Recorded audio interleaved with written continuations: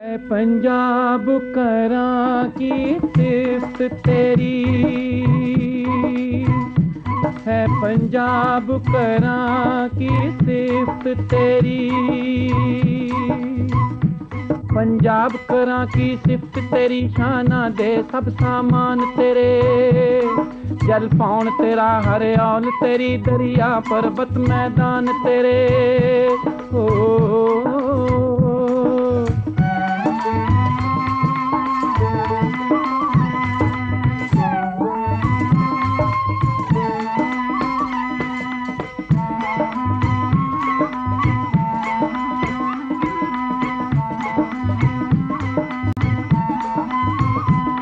बाबा नानक बाबा फरीद अपनी छाती ते पाले तू। दुनिया नू चानण देण लई कई रोशन दीवे बाले तू। तू आजादी दा आगू है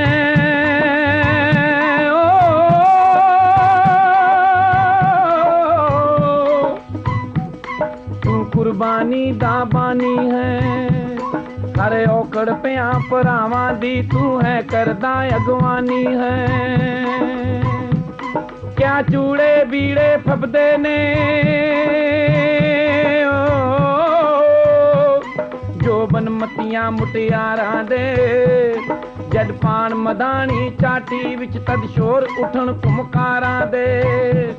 कोई तुम्बदी है कोई कतदी है, कोई पींदी है कोई छड़दी है। कोई सिउंदी कोई परोंदी है, कोई वेला बूटे कटदी है। जद रात चांदनी खिड़दी है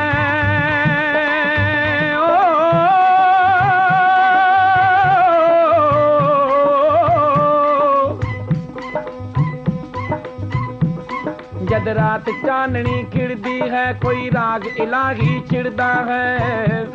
गिद्धे नू लोड़ा आंदा है, जो बनते बिरहा फिरदा है। ऐ पंजाब करां की सिफ्त तेरी, ऐ पंजाब करां की सिफ्त तेरी। ओ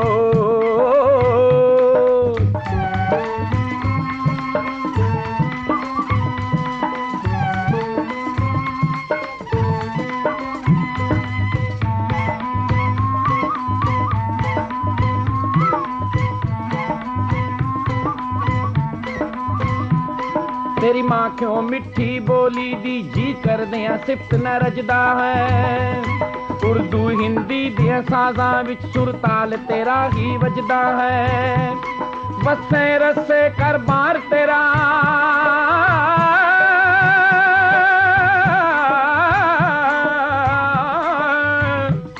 जीवे जागे परवार तेरा। मस्जिद मंदिर दरबार तेरा, मियाँ लाला सरदार तेरा। दुनिया सारी भी सोनी है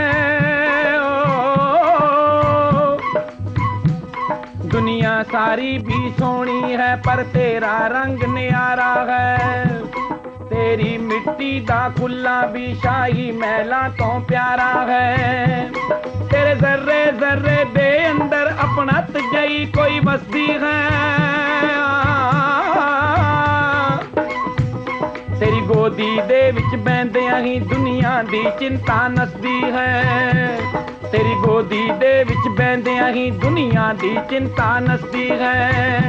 ऐ पंजाब करां की सिफ्त तेरी, ऐ पंजाब करां की सिफ्त तेरी। ऐ पंजाब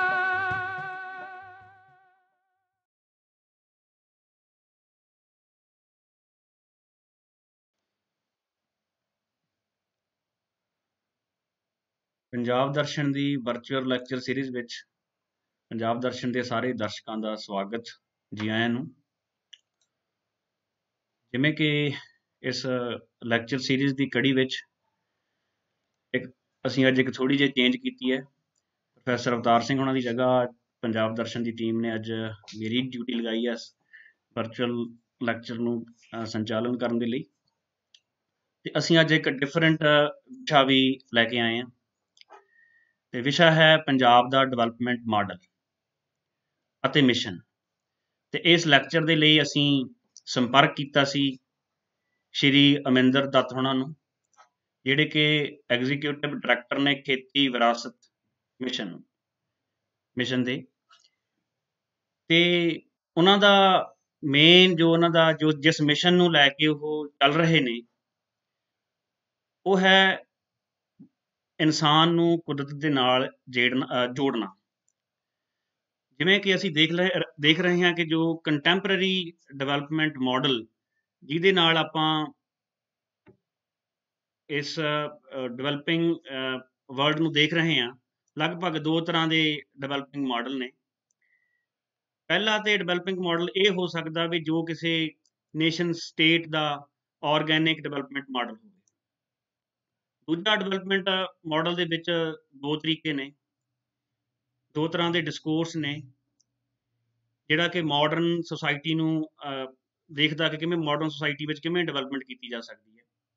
ਪਹਿਲਾ ਡਿਵੈਲਪਮੈਂਟ ਦਾ ਮਾਡਲ ਹੈ ਕੈਪੀਟਲਿਜ਼ਮ, ਪੂੰਜੀਵਾਦ, ਤੇ ਦੂਜਾ ਹੈ ਸੋਸ਼ਲਿਜ਼ਮ ਭਾਵ ਸਮਾਜਵਾਦ।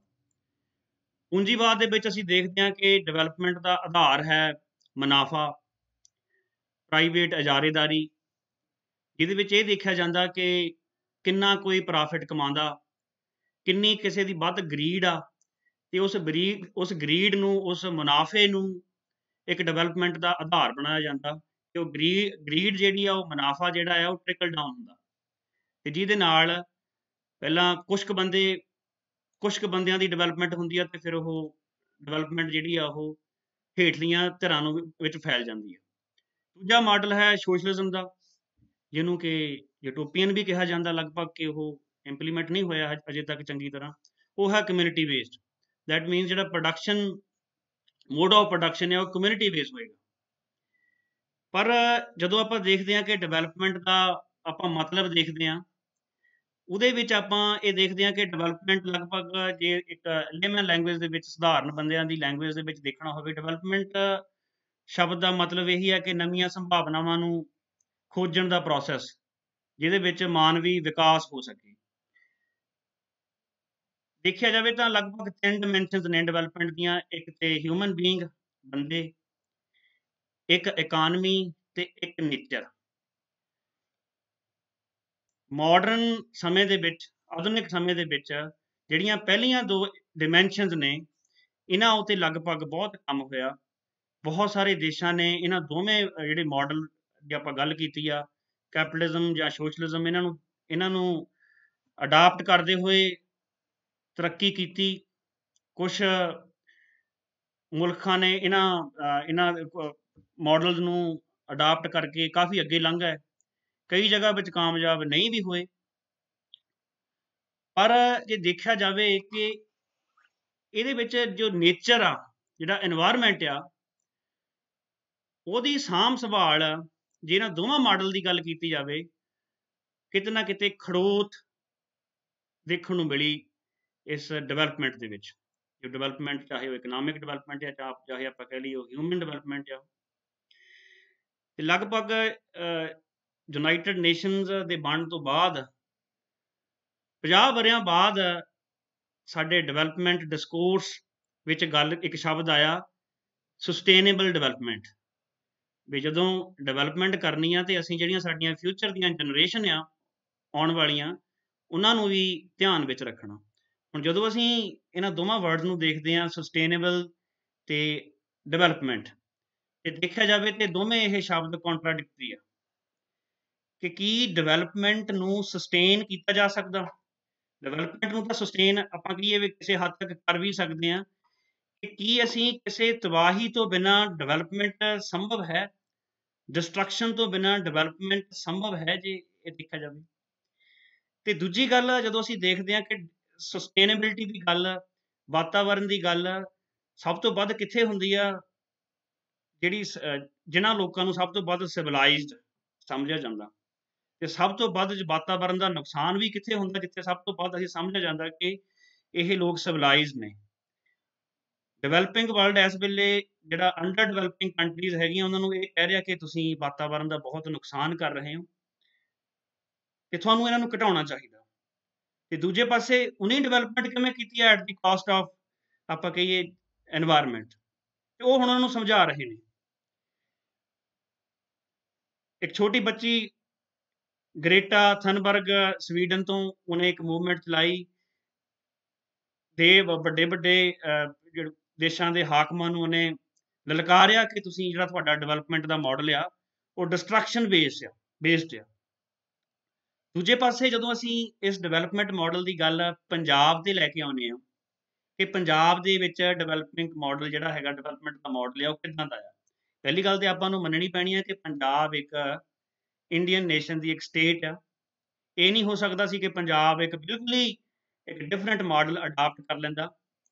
ਜਦੋਂ ਅਸੀਂ ਆਜ਼ਾਦ ਹੋਏ ਤੇ ਸਭ ਤੋਂ ਪਹਿਲਾਂ ਸਭ ਤੋਂ ਵੱਡੀ ਸਮੱਸਿਆ ਸਾਨੂੰ ਕਿਹੜੀ ਆਈ, ਉਹ ਸਾਨੂੰ ਸਮੱਸਿਆ ਅਨਾਜ ਦੀ ਸਮੱਸਿਆ ਸਾਡੇ ਸਾਹਮਣੇ ਆਈ ਤੇ ਉਸ ਅਨਾਜ ਦੀ ਸਮੱਸਿਆ ਨੂੰ ਨਜਿੱਠਣ ਦੇ ਲਈ ਸਾਡੇ ਦੇਸ਼ ਦੇ ਕੋਲ ਅਸੀਂ ਮਿਕਸਡ ਇਕਾਨਮੀ ਮਾਡਲ ਅਡਾਪਟ ਕੀਤਾ ਸੀ, ਇੱਕ ਜਿਹਦੇ ਵਿੱਚ ਕੈਪੀਟਲਿਜ਼ਮ ਤੇ ਸੋਸ਼ਲਿਜ਼ਮ ਦੋਨਾਂ ਦੇ ਅੰਸ਼ ਹੋਣਗੇ। ਤੇ ਸਾਡੀ ਦੇਸ਼ ਦੀਆਂ ਸਰਕਾਰਾਂ ਦੇ ਸਾਹਮਣੇ ਦੋ ਤਰ੍ਹਾਂ ਦੇ ਆਪਸ਼ਨ ਸੀ, ਇੱਕ ਤਾਂ ਸੀ ਟੈਕਨੀਕਲ ਸੋਲੂਸ਼ਨ ਤੇ ਇੱਕ ਸੀ ਇੰਸਟੀਟਿਊਸ਼ਨਲ ਸੋਲੂਸ਼ਨ। ਟੈਕਨੀਕਲ ਸੋਲੂਸ਼ਨ ਤੋਂ ਭਾਵ ਕਿ ਖੇਤੀਬਾੜੀ ਦੇ ਵਿੱਚ ਤਕਨੀਕ ਇਨਫਰਾਸਟਰਕਚਰ ਦੀ ਡਿਵੈਲਪਮੈਂਟ ਕਰਕੇ ਅਸੀਂ ਆਪਣੇ ਦੇਸ਼ ਦਾ ਅਨਾਜ ਭੰਡਾਰ ਨੂੰ ਵਧਾਉਣਾ। ਤੇ ਦੂਜਾ ਸੀ ਇੰਸਟੀਟਿਊਸ਼ਨਲ ਸੋਲੂਸ਼ਨ ਜਿਹਦੇ ਵਿੱਚ ਲੈਂਡ ਰਿਫਾਰਮਸ ਵਗੈਰਾ ਆ ਜਾਂਦੇ ਨੇ। ਤੇ ਅਸੀਂ ਪਹਿਲੀ ਨੂੰ ਚੁਣਿਆ। ਉਹਦੇ ਵਿੱਚ ਪੰਜਾਬ ਇਨਸੀਡੈਂਟਲੀ ਜਾਂ ਐਕਸੀਡੈਂਟਲੀ ਕਹਿ ਦਈਏ ਕਿ ਇੱਕ ਉਸ ਮਾਡਲ ਦੇ ਜਿਹੜਾ ਉਹ ਏਰੀਆ ਸੀ ਜਿੱਥੇ ਮਾਡਲ ਇੰਪਲੀਮੈਂਟ ਕੀਤਾ ਜਾ ਸਕਦਾ ਸੀ ਟੈਕਨੀਕਲ ਸੋਲੂਸ਼ਨ ਦੇ ਨਾਲ। ਤੇ green revolution Punjab, Haryana, western Uttar Pradesh green revolution ਦਾ ਆਧਾਰ ਬਣ ਗਿਆ। ਹੋਇਆ ਕੀ ਕਿ ਪੰਜਾਬ ਨੇ, ਹਰਿਆਣੇ ਨੇ ਦੇਸ਼ ਦਾ ਜਿਹੜਾ ਅਨਾਜ ਭੰਡਾਰ ਸੀ ਉਹ ਭਰ ਦਿੱਤਾ। ਸਰਪਲਸ ਫੂਡ ਜਿਹੜਾ ਹੈਗਾ ਉਹ ਪ੍ਰੋਡਿਊਸ ਹੋਣ ਲੱਗ ਗਿਆ। ਪਰ ਜਿਵੇਂ ਸਮਾਂ ਬੀਤਦਾ ਗਿਆ ਪੰਜਾਬ ਵਿੱਚ ਪ੍ਰੋਸਪੈਰਿਟੀ ਵੀ ਆਈ। 91 ਤੱਕ ਪੰਜਾਬ ਪਰ ਕੈਪੀਟਾ ਇਨਕਮ ਦੇ ਵਿੱਚ ਹਾਈਐਸਟ ਸਟੇਜ ਤੇ ਵੀ ਰਿਹਾ। ਪਰ ਟਾਈਮ ਪੈਣ ਦੇ ਨਾਲ ਜੋ ਗ੍ਰੀਨ ਰੈਵੋਲੂਸ਼ਨ ਸੀ ਉਹਦਾ ਰੰਗ ਜਿਹੜਾ ਫੇਡ ਹੋ ਗਿਆ, ਉਹ ਪੀਲੀ ਹੋਣ ਲੱਗ ਗਈ ਗ੍ਰੀਨ ਰੈਵੋਲੂਸ਼ਨ। ਉਹ ਸਿਰਫ ਤੇ ਸਿਰਫ ਉਹਦੇ ਨਾਲ ਜੋ ਅਸੀਂ ਅਡਾਪਟ ਕੀਤਾ ਮਾਡਲ ਮੋਨੋਕਲਚਰ, ਜਿਹਦੇ ਵਿੱਚ ਕਣਕ ਤੇ ਝੋਨਾ, ਵੀਟ ਐਂਡ ਰਾਈਸ, ਜਿਹੜੀ ਮੋਨੋਕਲਚਰ ਨੂੰ ਆਪਾਂ ਵਧਾਇਆ, ਉਹਦੇ ਨਾਲ ਸਾਡਾ ਪਾਣੀ ਵੀ ਬਰਬਾਦ ਹੋਇਆ, ਸਾਡੀ ਮਿੱਟੀ ਵੀ ਬਰਬਾਦ ਹੋਈ। ਤੇ ਉਹ ਤੋਂ ਬਾਅਦ ਜਿਹੜਾ ਇੱਕ ਨਵੀਂ ਚੀਜ਼ ਸ਼ੁਰੂ ਹੋ ਗਈ ਸੁਸਾਈਡ, ਜਿਹਨੂੰ ਬਹੁਤ ਸਾਰੇ ਲੋਕ ਆਰਮੀਸਾਈਡ ਵੀ ਕਹਿ ਦਿੰਦੇ ਆ। ਪੰਜਾਬ ਦੇ ਵਿੱਚ 90ਵਿਆਂ ਦੇ ਦਹਾਕੇ ਤੋਂ ਬਾਅਦ ਇੱਕ ਕਿਸਾਨ ਖੁਦਕੁਸ਼ੀਆਂ ਦਾ ਦੌਰ ਵੀ ਸ਼ੁਰੂ ਹੋ ਗਿਆ। ਭਾਵ ਕਿ ਗ੍ਰੀਨ ਰੈਵੋਲੂਸ਼ਨ ਲੈ ਕੇ ਆਉਣ ਵਾਲਾ ਉਹ ਖਿੱਤਾ ਇਸ ਵੇਲੇ ਖੇਤੀ ਉੱਥੇ ਪ੍ਰੋਫਿਟੇਬਲ ਨਹੀਂ ਰਹੀ। ਤੇ ਹੁਣ ਕਿਸਾਨ ਅੰਦੋਲਨ ਵੀ ਚੱਲ ਰਿਹਾ ਉਸ ਮਾਡਲ ਨੂੰ ਲੈ ਕੇ ਕਿ ਉਹ ਮਾਡਲ ਕਿੰਨੀ ਟਾਈਮ ਤੱਕ ਉਹ ਇੰਪਲੀਮੈਂਟ ਕੀਤਾ ਜਾ ਸਕਦਾ। ਸਾਡੀਆਂ ਸਰਕਾਰਾਂ ਨੂੰ ਲੱਗਦਾ ਵੀ ਨਹੀਂ, ਉਹ ਹੁਣ ਮਾਡਲ ਵੀ ਕੋਈ ਵਾਇਬਲ ਨਹੀਂ ਰਿਹਾ। ਇਸ ਤਰ੍ਹਾਂ ਪੰਜਾਬ ਦੇ ਮਾਡਲ ਦੇ ਵਿੱਚ ਪ੍ਰੋਬਲਮ ਆ ਗਈ ਤੇ ਉਹ ਜਿਹੜਾ ਮਾਡਲ ਸੀ ਉਹਨੇ ਸਾਡੀ ਇਕੋਨਮੀ ਨੂੰ ਵੀ ਨਹੀਂ ਸਾਂਭਿਆ, ਉਹਨੇ ਸਾਡੀ ਨੇਚਰ ਨੂੰ ਵੀ ਨਹੀਂ ਸਾਂਭਿਆ ਤੇ ਦੂਜੇ ਪਾਸੇ ਉਹਨੇ ਸਾਡੇ ਫਾਰਮਰਸ, ਹਿਊਮਨ ਬੀਇੰਗ ਨੂੰ ਵੀ ਨਹੀਂ ਸਾਂਭਿਆ। ਮੀਨਸ ਡਿਸਟਰਕਸ਼ਨ ਆ ਗਈ ਉਹਦੇ ਵਿੱਚ ਕਿਤੇ ਨਾ ਕਿਤੇ। ਹੁਣ ਸਵਾਲ ਇਹ ਉੱਠਦਾ ਕਿ ਪੰਜਾਬ ਦਾ ਕੀ ਕੋਈ ਆਰਗੈਨਿਕ ਕੋਈ ਮਾਡਲ ਹੋ ਸਕਦਾ? ਕੀ ਅਸੀਂ ਇਸ ਮਾਡਲ ਨੂੰ ਅਸੀਂ ਦੇਖ ਸਕਦੇ ਹਾਂ ਕਿ ਇੱਦਾਂ ਦਾ ਮਾਡਲ ਵੀ ਹੋ ਸਕਦਾ ਵੀ ਜਿਹਨੂੰ ਅਸੀਂ ਇਹਨਾਂ ਦੋਵਾਂ ਤੋਂ ਅਲੱਗ ਕਰਕੇ ਦੇਖ ਲਈਏ? ਹੁਣ ਹੋ ਕੀ ਰਿਹਾ ਕਿ ਜਿਹੜੇ ਡੋਮੀਨੈਂਟ ਮਾਡਲ ਨੇ ਉਹਦੇ ਵਿੱਚ ਕੋਈ ਨੇਸ਼ਨ ਸਟੇਟ ਦਾ ਬਹੁਤਾ ਕੋਈ ਰੋਲ ਨਹੀਂ ਰਹਿ ਗਿਆ। ਜਿੰਨੇ ਵੀ ਜਿਹੜੇ ਇਹ ਮਾਡਲ ਨੇ ਉਹਦੇ ਵਿੱਚ ਰੂਲ, ਰੈਗੂਲੇਸ਼ਨ, ਲਾਜ਼ ਸਾਰੀਆਂ ਚੇਂਜ ਹੋ ਰਹੀਆਂ ਨੇ। ਜਿੱਦਾਂ ਜਿਹੜੀ ਫਾਈਨਾਂਸ ਕੈਪੀਟਲ ਆ, ਵੱਡੀਆਂ ਵੱਡੀਆਂ ਕੰਪਨੀਆਂ ਨੇ, ਉਹਨਾਂ ਲਈ ਕੋਈ ਨੇਸ਼ਨ ਸਟੇਟ ਕੋਈ ਬਹੁਤ ਵੱਡੀ ਨਹੀਂ ਰਹਿ ਗਈ। ਉਹ ਸਭ ਨੂੰ ਦੇਖਦੇ ਹੋਏ ਅਸੀਂ ਸ਼੍ਰੀ ਅਮਰਿੰਦਰ ਦੱਤ ਹੋਣਾ ਤੱਕ ਅਪਰੋਚ ਕੀਤੀ ਸੀ ਕਿ ਇੱਦਾਂ ਦੇ ਮਾਹੌਲ ਦੇ ਵਿੱਚ ਕੀ ਕੋਈ ਇੱਦਾਂ ਦੀ ਗੱਲ ਵੀ ਹੋ ਸਕਦੀ ਹੈ ਕਿ ਅਸੀਂ ਆਪਣੇ ਕੋਈ ਪੰਜਾਬ ਦਾ ਮਾਡਲ ਜਾਂ ਸਾਡਾ ਮਿਸ਼ਨ ਕੀ ਹੋ ਸਕਦਾ ਡਿਵੈਲਪਮੈਂਟ ਦਾ। ਤੇ ਅਸੀਂ ਇਸ ਲੈਕਚਰ ਨੂੰ ਡੈਡੀਕੇਟ ਅਸੀਂ ਕਰਦੇ ਹੁੰਦੇ ਹਾਂ ਹਰ ਇੱਕ ਲੈਕਚਰ ਨੂੰ। ਤੇ ਅਸੀਂ ਅੱਜ ਦੇ ਲੈਕਚਰ ਨੂੰ ਅਸੀਂ ਡੈਡੀਕੇਟ ਕੀਤਾ ਪੰਜਾਬ ਦੇ ਉਹਨਾਂ ਜੀਵ ਜੰਤੂਆਂ ਤੇ ਪੰਛੀਆਂ ਨੂੰ ਜਿਹੜੇ ਇਸ ਪੌਣ ਪਾਣੀ ਵਿੱਚ ਆਏ ਵਿਗਾੜ ਦੀ ਭੇਂਟ ਚੜ੍ਹ ਗਏ। ਜਿਹੜੀਆਂ ਚੇਂਜਸ ਆਈਆਂ ਉਹਦੇ ਨਾਲ ਬੜਾ ਨੁਕਸਾਨ ਹੋਇਆ, ਨੇਚਰ ਦਾ ਬੜਾ ਨੁਕਸਾਨ ਹੋਇਆ। ਤੇ ਦੂਜੀ ਗੱਲ ਜਿਹੜੀ ਅਸੀਂ ਹਰ ਵਾਰ ਹਰ ਲੈਕਚਰ ਵਿੱਚ ਕਹਿੰਦੇ ਹੁੰਦੇ ਹਾਂ ਕਿ ਸਰ ਅਸੀਂ ਜਿੰਨੇ ਵੀ ਸਾਡੇ ਬੁਲਾਰੇ ਇੱਥੇ ਆਏ ਨੇ ਅਸੀਂ ਉਹਨਾਂ ਨੂੰ ਖੁੱਲ੍ਹਾ ਟਾਈਮ ਦਿੰਦੇ ਹਾਂ, ਟਾਈਮ ਦੀ ਅਸੀਂ ਪਰਵਾਹ ਨਹੀਂ ਕਰਦੇ ਤੇ ਅਸੀਂ ਖੁੱਲੇ ਦਿਲ ਦੇ ਨਾਲ ਸੁਣਦੇ ਹਾਂ ਜੀ, ਤੇ ਤੁਸੀਂ ਵੀ ਟਾਈਮ ਦਾ ਧਿਆਨ ਨਹੀਂ ਰੱਖਣਾ, ਅਸੀਂ ਵੀ ਨਹੀਂ ਰੱਖਾਂਗੇ। ਤੇ ਹੁਣ ਮੈਂ ਤੁਹਾਡੇ ਸਾਹਮਣੇ ਤੁਹਾਨੂੰ ਸਨਮਾਨਿਤ ਕਰਦਾ ਅਮਰਿੰਦਰ ਦੱਤ ਹੋਣਾ ਨੂੰ। ਸਤਿ ਸ਼੍ਰੀ ਅਕਾਲ, ਧੰਨਵਾਦ ਭਾਈ ਸਾਹਿਬ, ਬਹੁਤ ਵਧੀਆ ਤੁਸੀਂ ਇੰਟਰੋ ਦਿੱਤਾ। ਮੈਨੂੰ ਤਾਂ ਸੌਖਾ ਹੋ ਗਿਆ ਕਈ ਗੱਲਾਂ ਕਰਨੀਆਂ, ਤੇ ਧੰਨਵਾਦ ਤੁਹਾਡਾ। ਅਵਤਾਰ ਸਿੰਘ ਜੀ ਦਾ ਧੰਨਵਾਦ, ਅਵਤਾਰ ਜੀ ਨੇ ਮੈਨੂੰ ਮੌਕਾ ਦਿੱਤਾ ਤੁਹਾਡੇ ਸਾਰਿਆਂ ਰੂਬਰੂ ਹੋਣ ਦਾ। ਅਸਲ 'ਚ ਮੈਨੂੰ ਤਾਂ ਲੱਗਦਾ ਸੀ ਜਦੋਂ ਭਾਈ ਸਾਹਿਬ ਦੇ ਰਹੇ ਸੀ ਇੰਟਰੋ ਕਿ ਤੁਸੀਂ ਹੀ ਬੋਲਦੇ ਰਹੋ, ਮੈਂ ਸੁਣਦਾ ਰਹਾਂ, ਮੈਨੂੰ ਤਾਂ ਇੰਝ ਲੱਗ ਰਿਹਾ ਸੀ, ਕਿਉਂਕਿ ਤੁਸੀਂ ਮੇਰੀ ਗੱਲਾਂ ਹੀ ਕਰ ਰਹੇ ਸੀ ਜਿਹੜੀਆਂ ਮੈਂ ਕਰਨੀਆਂ ਸੀ। ਧੰਨਵਾਦ ਉਹਦਾ। ਦੇਖੋ ਇੰਝ ਹੈ ਕਿ ਪਹਿਲੀ ਗੱਲ ਤਾਂ ਇਹ ਜਿਹੜਾ ਡਿਵੈਲਪਮੈਂਟ ਸ਼ਬਦ ਹੈ, ਇਹ ਜਿਹੜਾ ਵਿਕਾਸ ਸ਼ਬਦ ਹੈ, ਇਹ ਵਿਕਾਸ ਸ਼ਬਦ ਸਾਡੀ ਯਾਦਾਸ਼ਤ ਵਿੱਚ, ਸਾਡੀ ਸਮ੍ਰਿਤੀ ਵਿੱਚ, ਸਾਡੇ ਸਾਹਿਤ ਵਿੱਚ ਇਹ ਕਿੰਨਾ ਪੁਰਾਣਾ ਹੈਗਾ। ਦੇਖੀਏ ਤਾਂ ਬਹੁਤ ਪੁਰਾਣਾ ਨਹੀਂ ਹੈਗਾ, ਮਤਲਬ ਇਹ ਤਾਂ ਸੈਕੰਡ ਵਰਲਡ ਵਾਰ ਤੋਂ ਬਾਅਦ ਦਾ ਸ਼ਬਦ ਹੈਗਾ। ਸੈਕੰਡ ਵਰਲਡ ਵਾਰ ਤੋਂ ਪਹਿਲੇ ਵੀ ਜਿਹੜਾ ਸਾਹਿਤ ਰਚਿਆ ਗਿਆ ਮਾਨਵ ਦੇ ਕਲਿਆਣ ਦੇ ਲਈ, ਉਹਦੇ ਚ ਡਿਵੈਲਪਮੈਂਟ ਸ਼ਬਦ ਦਾ ਕਿਤੇ ਇਸਤੇਮਾਲ ਕਿ ਛੋਟਾ ਮੋਟਾ ਹੋਇਆ ਹੋਏਗਾ, ਲੇਕਿਨ ਜਿੰਨਾ ਜ਼ੋਰ ਦਿੱਤਾ ਗਿਆ ਸ਼ਬਦ ਉੱਤੇ ਬਾਅਦ ਵਿੱਚ, ਉਹ ਆਪਾਂ ਨੂੰ ਸਮਝਣ ਦੀ ਲੋੜ ਹੈ, ਉਹ ਸੈਕੰਡ ਵਰਲਡ ਵਾਰ ਤੋਂ ਬਾਅਦ ਵੀ ਹੈ। ਮਹਾਤਮਾ ਗਾਂਧੀ ਸ਼ਾਇਦ ਆਪਣੇ ਕੁਝ ਕਈਆਂ ਦੇ ਮਤਭੇਦ ਹੋਣਗੇ, ਮਹਾਤਮਾ ਗਾਂਧੀ ਨਾਲ ਵਿਰੋਧ ਵੀ ਹੋਏਗਾ, ਲੇਕਿਨ ਮਹਾਤਮਾ ਗਾਂਧੀ ਨੇ ਦੇਸ਼ ਦੇ ਭਲੇ ਲਈ ਬਹੁਤ ਚਿੰਤਨ ਕੀਤਾ, ਮਨਨ ਕੀਤਾ। ਹਜ਼ਾਰਾਂ ਪੇਜ ਉਸ ਬੰਦੇ ਨੇ ਲਿਖੇ। ਉਹਦੇ ਪੂਰੇ ਜਿਹਨੂੰ ਗਾਂਧੀ ਦਾ ਪੂਰਾ ਸਮਗਰ ਸਾਹਿਤ ਕਹਿੰਦੇ ਆ, ਉਹਦੇ 'ਚ ਇੱਕ ਵਾਰੀ ਵੀ ਡਿਵੈਲਪਮੈਂਟ ਸ਼ਬਦ ਨਹੀਂ ਹੈਗਾ, ਇੱਕ ਵਾਰੀ ਵੀ ਡਿਵੈਲਪਮੈਂਟ ਸ਼ਬਦ ਇਸਤੇਮਾਲ ਨਹੀਂ ਕੀਤਾ ਉਹਨਾਂ ਨੇ। ਔਰ ਇੰਝ ਹੀ ਹੋਰ ਆਪਾਂ ਜਿਹੜੇ ਚਿੰਤਕ ਲਈਏ, ਵਿਚਾਰਕ ਲਈਏ, ਉਹਨਾਂ ਨੇ ਡਿਵੈਲਪਮੈਂਟ ਦਾ ਸ਼ਬਦ ਇਸਤੇਮਾਲ ਨਹੀਂ ਕੀਤਾ। ਸਾਡੇ ਇੱਥੇ ਜਿਹੜਾ ਸ਼ਬਦ ਇਸਤੇਮਾਲ ਹੁੰਦਾ ਸੀ, ਉਹ ਹੁੰਦਾ ਸੀ ਸਰਬੱਤ ਦਾ ਭਲਾ। ਸਾਡੇ ਇੱਥੇ ਸ਼ਬਦ ਇਸਤੇਮਾਲ ਹੁੰਦਾ ਸੀ ਕਲਿਆਣ, ਮੰਗਲ ਹੋਵੇ, ਤੇਰਾ ਮੰਗਲ ਹੋਵੇ, ਤੇਰਾ ਸੁਮੰਗਲ ਹੋਵੇ। ਆਪਣੇ ਇੱਥੇ ਇੱਕ ਦੂਜੀ ਕਲਪਨਾ ਸੀ। ਇਹ ਜਿਹੜਾ ਡਿਵੈਲਪਮੈਂਟ ਸ਼ਬਦ ਹੈ, ਇਹ ਭੌਤਿਕਤਾ ਹੈ। ਡਿਵੈਲਪਮੈਂਟ ਦਾ ਜਿਹੜਾ ਗਰੋਥ ਔਰ ਡਿਵੈਲਪਮੈਂਟ ਹੈ, ਜਿਹੜਾ ਹਿਊਮਨ ਬੋਡੀ ਜਿਹੜੀ ਡਿਵੈਲਪ ਹੁੰਦੀ ਹੈ, ਇਹ ਉਹਦੇ ਤੋਂ ਕੱਢ ਕੇ ਆਪਾਂ ਲਿਆ ਕੇ ਤੇ ਫਿਟ ਕਰਤਾ ਉਹਦੇ 'ਚ। ਆਪਣੇ ਇੱਥੇ ਦਾ ਜਿਹੜਾ ਆਦਰਸ਼ ਸੀ, ਉਹ ਸੀ ਜਿਹਨੂੰ ਵੇਦਾਂਤ ਵਿੱਚ ਕਹਿੰਦੇ ਨੇ ਆਤਮ ਮੋਕਸ਼ਾਰਥ ਜਗਤ ਹਿਤਾਏ ਚ। ਆਪਣੇ ਵਾਸਤੇ ਮੋਕਸ਼, ਆਪਣੇ ਵਾਸਤੇ ਮੋਕਸ਼ ਔਰ ਜਗ ਦਾ ਹਿੱਤ, ਲੋਕ ਦਾ ਹਿੱਤ, ਇਹਦੇ ਵਾਸਤੇ ਇਹ ਜੀਵਨ ਹੈ। ਇਹੀ ਜੀਵਨ ਨੂੰ ਮੰਨਿਆ ਗਿਆ ਸੀ, ਇੱਕ ਤਰ੍ਹਾਂ ਦਾ ਆਦਰਸ਼ ਮੰਨਿਆ ਗਿਆ ਸੀ।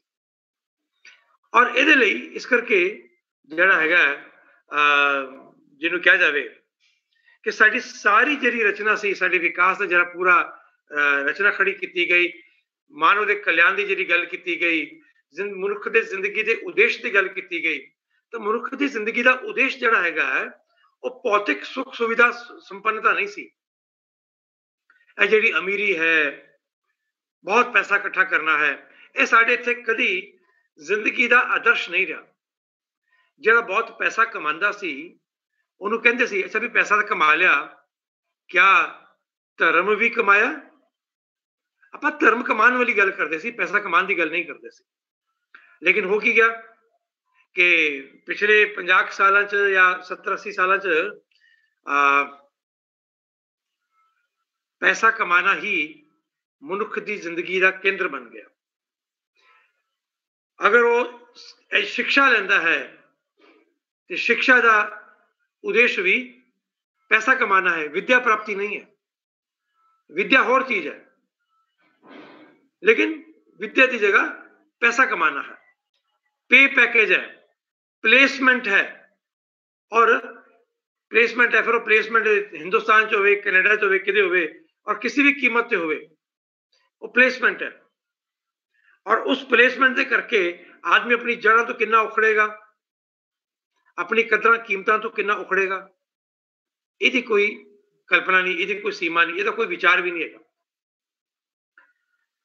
ਇਹ ਜੋ ਅਸੀਂ ਜਿਸ ਤਰੀਕੇ ਦਾ ਪੂਰਾ ਤਾਣਾ ਬਾਣਾ ਰਚਿਆ ਵਿਕਾਸ ਦਾ, ਇਹਦੇ ਵਿੱਚ ਮਨੁੱਖ ਜਿਹੜਾ ਹੈਗਾ ਉਹਦੇ ਜਿਹੜੇ ਭੌਤਿਕ ਜਿਹੜੀਆਂ ਉਹਦੀ ਜ਼ਰੂਰਤਾਂ ਸੀ ਉਹਨੂੰ ਪੂਰਾ ਕਰਨ ਤੇ ਜ਼ੋਰ ਲਾਤਾ ਵੀ ਆਦਮੀ ਨੂੰ ਵੱਡਾ ਘਰ ਚਾਹੀਦਾ, ਵਧੀਆ ਘਰ ਚਾਹੀਦਾ। ਘਰ ਤਾਂ ਸ਼ਾਇਦ ਅੱਗੇ ਵੀ ਵੱਡੇ ਹੁੰਦੇ ਸੀ, ਪਰ ਕਿਆ ਇੰਨੇ ਜ਼ਿਆਦਾ ਰਿਸੋਰਸ ਗਜ਼ਲਿੰਗ ਘਰ ਹੁੰਦੇ ਸੀ? ਕਿਆ ਆਪਾਂ ਦੇਖੀਏ ਬਹੁਤ ਨਿੱਕੀ ਨਿੱਕੀ ਚੀਜ਼ਾਂ ਨੇ ਇਹ ਕੁਝ ਤਾਂ ਐਸੀਆਂ ਨੇ ਜਿਹੜੀਆਂ ਪਿਛਲੇ 25-30 ਸਾਲ 'ਚ ਆਈਆਂ ਨੇ ਜਿਸ ਤਰ੍ਹਾਂ ਘਰ ਦੇ ਅੰਦਰ ਸੋਫਾ ਸੈੱਟ ਡਬਲ ਬੈੱਡ ਇਹ ਕਲਪਨਾ ਕਰੋ ਇਹ ਕਦੋਂ ਸਾਡੇ ਘਰਾਂ 'ਚ ਵੜਿਆ ਔਰ ਅਸੀਂ ਉਹਨੂੰ ਡਿਵੈਲਪਮੈਂਟ ਮੰਨਿਆ ਅਸੀਂ ਵੀ ਖੁਸ਼ ਹੁੰਦੇ ਨਹੀਂ ਹੁਣ ਜ਼ਮਾਨਾ ਬਦਲ ਗਿਆ ਹੈ ਅੱਗੇ ਘਰ ਦੇ ਵਿੱਚ ਇੱਕ ਬੈਠਕ ਹੁੰਦੀ ਸੀ ਉਸ ਬੈਠਕ 'ਚ ਕੋਈ 2-4 ਕੁਰਸੀਆਂ ਪਈਆਂ ਹੁੰਦੀਆਂ ਸੀ ਸਿੰਪਲ ਜੀਆਂ ਲੋਕੀ ਆਉਂਦੇ ਸੀ ਉੱਤੇ ਬੈਠਦੇ ਸੀ ਪਰ ਹੁਣ ਬੜੇ ਵੱਡੇ ਵੱਡੇ ਸੋਫੇ ਸੈੱਟ ਜਿਹੜੇ ਨੇ ਕਈ ਤਰ੍ਹਾਂ ਦੇ ਵੰਨ ਸੁਵੰਨੇ ਉਹ ਬਣਨੇ ਸ਼ੁਰੂ ਹੋ ਗਏ ਅਸੀਂ ਉਹਨੂੰ ਡਿਵੈਲਪਮੈਂਟ ਮੰਨਿਆ ਸੀ ਮੰਨਿਆ ਕਿਸੇ ਸਮੇਂ ਦੇ ਨਾਲ ਚੱਲ ਰਹੇ ਹਾਂ ਅਸੀਂ ਇਸ ਸਮੇਂ ਦੇ ਹਾਨੀ ਹਾਂ ਇਹੀ ਹੁਣ ਅੱਜ ਦਾ ਸਮਾਂ ਇਹੀ ਹੋਇਆ ਇਹ ਜਿਹੜਾ ਡਬਲ ਬੈੱਡ ਹੈ ਇੱਕ ਸਮੇਂ ਤਾਂ ਹੁੰਦਾ ਸੀ ਕਿ ਲੋਕੀ ਸੌਂਦੇ ਸੀ ਔਰ ਰਾਤੀ ਤੇ ਦਿਨੇ ਮੰਜੇ ਮੁੰਜੇ ਚੱਕ ਕੇ ਸਾਈਡ ਤੇ ਬਿਸਤਰੇ ਇਕੱਠੇ ਕਰ ਦਿੰਦੇ ਸੀ ਤੇ ਘਰ ਖਾਲੀ ਹੋ ਜਾਂਦਾ ਸੀ ਅੱਜ ਨਹੀਂ ਹੁੰਦਾ ਅੱਜ ਹਰ ਕਿਸੇ ਨੂੰ ਪਰਸਨਲ ਕਮਰਾ ਚਾਹੀਦਾ ਉਹ ਭਾਵੇਂ 12-15 ਸਾਲ ਦਾ ਬੱਚਾ ਜਾਂ ਬੱਚੀ ਹੈ ਤੇ ਭਾਵੇਂ ਬਜ਼ੁਰਗ ਹੈ ਕੋਈ ਸਭ ਨੂੰ ਇੰਡੀਪੈਂਡੈਂਟ ਕਮਰਾ ਚਾਹੀਦਾ ਔਰ ਉਹ ਵੀ ਲੈਟਰਿਨ ਬਾਥਰੂਮ ਅਟੈਚ ਵਾਲਾ ਕਮਰਾ ਚਾਹੀਦਾ ਅਸੀਂ ਉਹਨੂੰ ਡਿਵੈਲਪਮੈਂਟ ਮੰਨਿਆ ਅਸੀਂ ਮੰਨਿਆ ਇਹ ਜ਼ਿੰਦਗੀ ਦਾ ਰਾਹ ਹੈ ਔਰ ਇਹ ਜਿਹੜੇ ਰਿਸੋਰਸਿਸ ਸੀ ਇਹਦੇ ਕਰਕੇ ਫਿਰ ਜਦੋਂ ਤੁਸੀਂ ਬਾਥਰੂਮ 'ਚ ਕਿਤੇ ਜਾਂਦੇ ਹੋ ਤੇ ਫਿਰ ਬਾਥਰੂਮ ਜਿਹੜਾ ਹੈਗਾ ਉਹ ਗੁਸਲਖਾਨਾ ਨਹਾਉਣਾ ਜਿਹਦੇ 'ਚ ਤੁਸੀਂ ਉਹ 25-30 ਹਜ਼ਾਰ ਰੁਪਏ ਦੀ ਤਿਆਰੀ ਨਾਲ ਵੀ ਤਿਆਰ ਕਰਦੇ ਹੋ ਔਰ ਕੁਝ ਪਤਾ ਲੱਗਾ ਮੈਨੂੰ ਮੇਰੇ ਵਿੱਚ ਕੁਝ ਮਿੱਤਰਾਂ ਦੇ ਵੀ ਹੈਗੇ ਨੇ ਉਵੇਂ ਦੇ ਬਾਥਰੂਮ ਕਿ ਪਤਾ ਲੱਗਾ ਵੀ ਇਹ 'ਤੇ 10 ਲੱਖ ਰੁਪਏ ਲਾਤਾ ਅਗਲੇ ਨੇ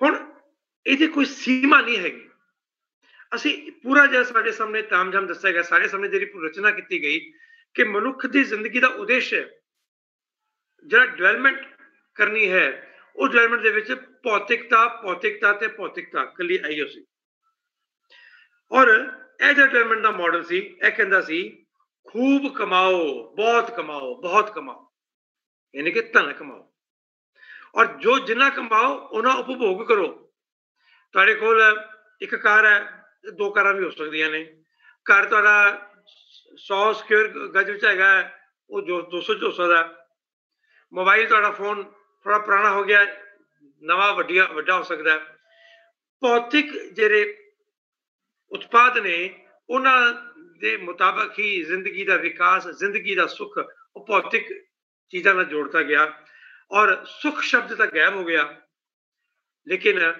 ਇੱਕ ਉਤੇਜਨਾ ਜਿਹਨੂੰ ਕਹਿੰਦੇ ਹੈ ਉਹਦੇ ਵਿੱਚੋਂ ਜ਼ਿੰਦਗੀ 'ਚ ਆ ਗਈ ਜ਼ਿੰਦਗੀ ਕਲਾ ਉਤੇਜਨਾ ਦੇ ਕੇਂਦਰ 'ਚ ਰਹਿ ਗਿਆ ਜ਼ਿੰਦਗੀ ਦੇ ਕੇਂਦਰ 'ਚ ਉਤੇਜਨਾ ਆ ਗਈ ਔਰ ਇਸ ਕਰਕੇ ਉਸ ਉਤੇਜਨਾ ਦੀ ਪ੍ਰਾਪਤੀ ਲਈ ਆਦਮੀ ਕਹਿੰਦਾ ਹਮੇਸ਼ਾ ਇੱਕ ਜਨੂਨ 'ਚ ਇੱਕ ਜ਼ਿਆਦਾ ਜੋਸ਼ ਇੱਕ ਐਗਰੈਸ਼ਨ 'ਚ ਆਦਮੀ ਰਹਿਣ ਲੱਗ ਪਿਆ ਔਰ ਉਹਦੇ ਕਰਕੇ ਕੀ ਹੈਗਾ ਕਿ ਤੁਸੀਂ ਵੱਡੇ ਤੋਂ ਵੱਡੀ ਚੀਜ਼ਾਂ ਬਣਾਉਣ ਲੱਗ ਪਏ ਹੋ ਲੇਕਿਨ ਜ਼ਿੰਦਗੀ ਦੇ ਅੰਦਰ ਦਾ ਜਿਹੜਾ ਸੁੱਖ ਹੈ ਜਿਹਨੂੰ ਆਨੰਦ ਤੱਤਵ ਕਹਿੰਦੇ ਨੇ ਉਹ ਆਨੰਦ ਤੱਤਵ ਜ਼ਿੰਦਗੀ ਚੋਂ ਗਾਇਬ ਹੋ ਗਿਆ ਉਹਦਾ ਕੋਈ ਕਿਤੇ ਜ਼ਿਕਰ ਵੀ ਨਹੀਂ ਉਹ ਕਿਤੇ ਕਲਪਨਾ 'ਚ ਵੀ ਨਹੀਂ ਰਹਿ ਸਕਦਾ ਔਰ ਅਸੀਂ ਜਿਸ ਤਰੀਕੇ ਦੇ ਨਾਲ ਜਿਹਨੂੰ ਕਹਿੰਦੇ ਆ ਕਿ ਬਈ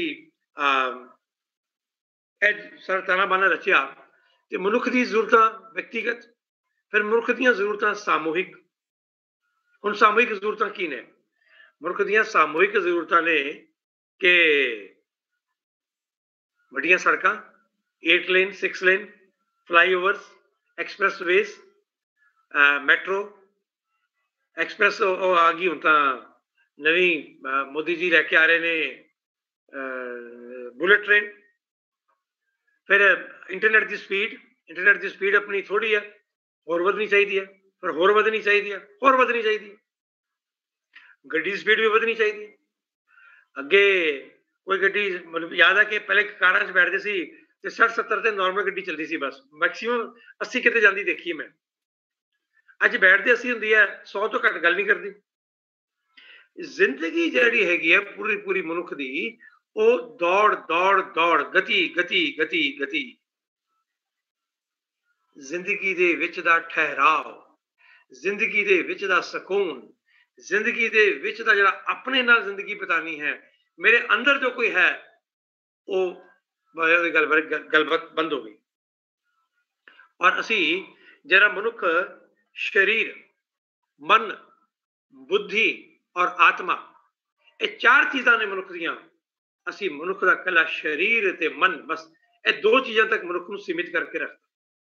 ਕੋਈ ਕੋਈ ਬੁੱਧੀ ਦੀ ਗੱਲ ਵੀ ਕਰ ਲੈਂਦਾ ਸੀ, ਪਰ ਆਤਮਾ ਦੀ ਗੱਲ ਤਾਂ ਪੂਰੇ ਡਿਸਕੋਰਸ 'ਚ, ਪੂਰੇ ਚਿੰਤਨ 'ਚ, ਪੂਰੇ ਵਿਚਾਰ 'ਚ, ਪੂਰੇ ਆਚਰਣ 'ਚ, ਪੂਰੇ ਵਿਵਹਾਰ 'ਚ ਗਾਇਬ ਹੋ ਗਈ। ਔਰ ਜਦੋਂ ਆਤਮਾ ਦੀ ਗੱਲ ਗਾਇਬ ਹੋ ਗਈ ਤਾਂ ਫਿਰ ਜੋ ਹੈ ਉਹ ਤੁਸੀਂ ਸਮਝ ਸਕਦੇ ਹੋ, ਫਿਰ ਸਰੀਰ ਨੂੰ ਤਾਂ ਚਲਾਉਂਦਾ ਮਨ। ਮਨ ਤਾਂ ਬੜਾ ਚੰਚਲ ਹੈ, ਮਨ ਤਾਂ ਬੜਾ ਪ੍ਰਬਲ ਹੈ। ਮਨ ਬਾਰੇ ਤਾਂ ਕਿਹਾ ਗਿਆ ਕਿ ਜਿਵੇਂ ਹਵਾ ਨੂੰ ਕਾਬੂ ਕਰਨਾ ਔਖਾ ਹੈਗਾ, ਐਵੇਂ ਹੀ ਮਨ ਨੂੰ ਕਾਬੂ ਕਰਨਾ ਔਖਾ ਹੈਗਾ। ਫਿਰ ਮਨ ਆਦਮੀ ਨੂੰ ਸੱਜੇ ਲੈ ਕੇ ਜਾਂਦਾ, ਖੱਬੇ ਲੈ ਕੇ ਜਾਂਦਾ, ਫਿਰ ਤਰ੍ਹਾਂ ਤਰ੍ਹਾਂ ਦੀਆਂ ਚੀਜ਼ਾਂ ਖੜੀਆਂ ਹੋ। ਔਰ ਜਿਹੜੀਆਂ ਮਨ ਤੇ ਕੇਂਦਰਿਤ, ਮਨ ਹੀ ਜ਼ਿੰਦਗੀ ਦਾ ਆਧਾਰ ਹੈ, ਮਨ ਹੀ ਜ਼ਿੰਦਗੀ ਨੂੰ ਸੰਚਾਲਿਤ ਕਰ ਰਿਹਾ। ਜਦੋਂ ਇਹ ਹੋਇਆ ਤਾਂ ਫਿਰ ਜ਼ਿੰਦਗੀ 'ਚ ਇੱਕ ਅਸ਼ਾਂਤੀ ਹੋਈ। ਇੱਕ ਜ਼ਿੰਦਗੀ ਦੇ ਅੰਦਰ ਹਮੇਸ਼ਾ ਵਿਆਕੁਲਤਾ, ਆਦਮੀ ਵਿਆਕੁਲ ਬਣਿਆ ਰਹਿੰਦਾ ਸੀ।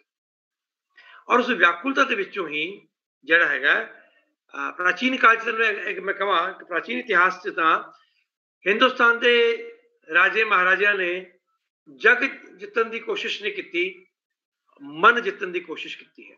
ਇਸੇ ਕਰਕੇ ਕਿਹਾ ਨਾ, ਮਨ ਜੀਤੇ ਜਗਜੀਤ ਵੀ ਕਿਹਾ ਆਪਣੇ ਤਾਂ ਤੇ ਗੁਰਬਾਣੀ 'ਚ ਆਇਆ। ਸਾਡੇ ਇੱਥੇ ਮਨ ਨੂੰ ਹੀ ਜਿੱਤਣ ਦੀ ਕੋਸ਼ਿਸ਼ ਕੀਤੀ ਗਈ। ਮਨ ਜਿੱਤ ਲਿਆ, ਜਗ ਜਿੱਤ ਲਿਆ। ਇਸ ਕਰਕੇ ਹਿੰਦੁਸਤਾਨ 'ਚੋਂ ਬਾਹਰ ਹਮਲਾਵਰ ਨਹੀਂ ਨਿਕਲੇ। ਐਸਾ ਤਾਂ ਨਹੀਂ ਹੈ ਕਿ ਹਿੰਦੁਸਤਾਨ ਕਦੀ ਤਾਕਤਵਰ ਦੇਸ਼ ਨਹੀਂ ਸੀ, ਤਾਕਤਵਰ ਦੇਸ਼ ਸੀ, ਪਰ ਅਸੀਂ ਆਪਣੀ ਸੀਮਾਵਾਂ ਮੰਨ ਲਈਆਂ ਸੀ ਕਿ ਵੀ ਇਹ ਜਿਹੜਾ ਸਿੰਧ ਜਾਂ ਉਸ ਤੋਂ ਪਰੇ ਦਾ ਜਿਹੜਾ ਇਲਾਕਾ ਹੈਗਾ, ਅਫਗਾਨਿਸਤਾਨ ਤੱਕ ਦਾ ਇਲਾਕਾ ਹੈਗਾ, ਉਹ ਹੈ, ਤੇ ਉਹ ਇਦੋਂ ਤਿੱਬਤ ਤੱਕ ਦਾ ਥੱਲੇ ਉਹ ਥੋੜਾ ਜਿਹਾ ਬਰਮਾ ਦਾ ਇਲਾਕਾ, ਇਹ ਸਾਡੀ ਨੈਚੁਰਲ ਬਾਉਂਡਰੀ ਸੀ ਹਿੰਦੁਸਤਾਨ ਦੀ। ਬਸ ਅਸੀਂ ਇਹਨੂੰ ਹੀ ਸਵੀਕਾਰ ਕਰ ਲਿਆ ਸੀ। ਇਸ ਤੋਂ ਬਾਹਰ ਆਪਾਂ ਕਦੀ, ਸਾਡੇ ਪੁਰਖੇ ਕਦੀ ਬਾਹਰ ਹਮਲਾ ਕਰਨ ਗਏ ਨਹੀਂ। ਲੇਕਿਨ ਬਾਕੀਆਂ ਨੇ ਤਾਂ ਬਹੁਤ ਹਮਲੇ ਕੀਤੇ।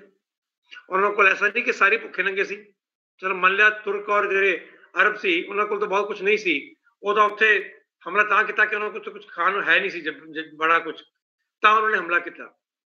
ਲੇਕਿਨ ਕੁਝ ਉਹਨਾਂ ਨੇ ਵੀ ਹਮਲਾ ਕੀਤਾ ਜਿਨ੍ਹਾਂ ਕੋਲ ਬੜਾ ਕੁਝ ਸੀ, ਕਿਉਂਕਿ ਮਨ ਦੀ ਵਿਆਕੁਲਤਾ ਸੀ। ਉਸ ਵਿਆਕੁਲਤਾ ਦੇ ਕਰਕੇ ਅੰਦਰੋਂ ਸ਼ਾਂਤੀ ਨਹੀਂ ਮਿਲਦੀ, ਕੁਝ ਬਾਹਰ ਕਰਨਾ ਹੈਗਾ।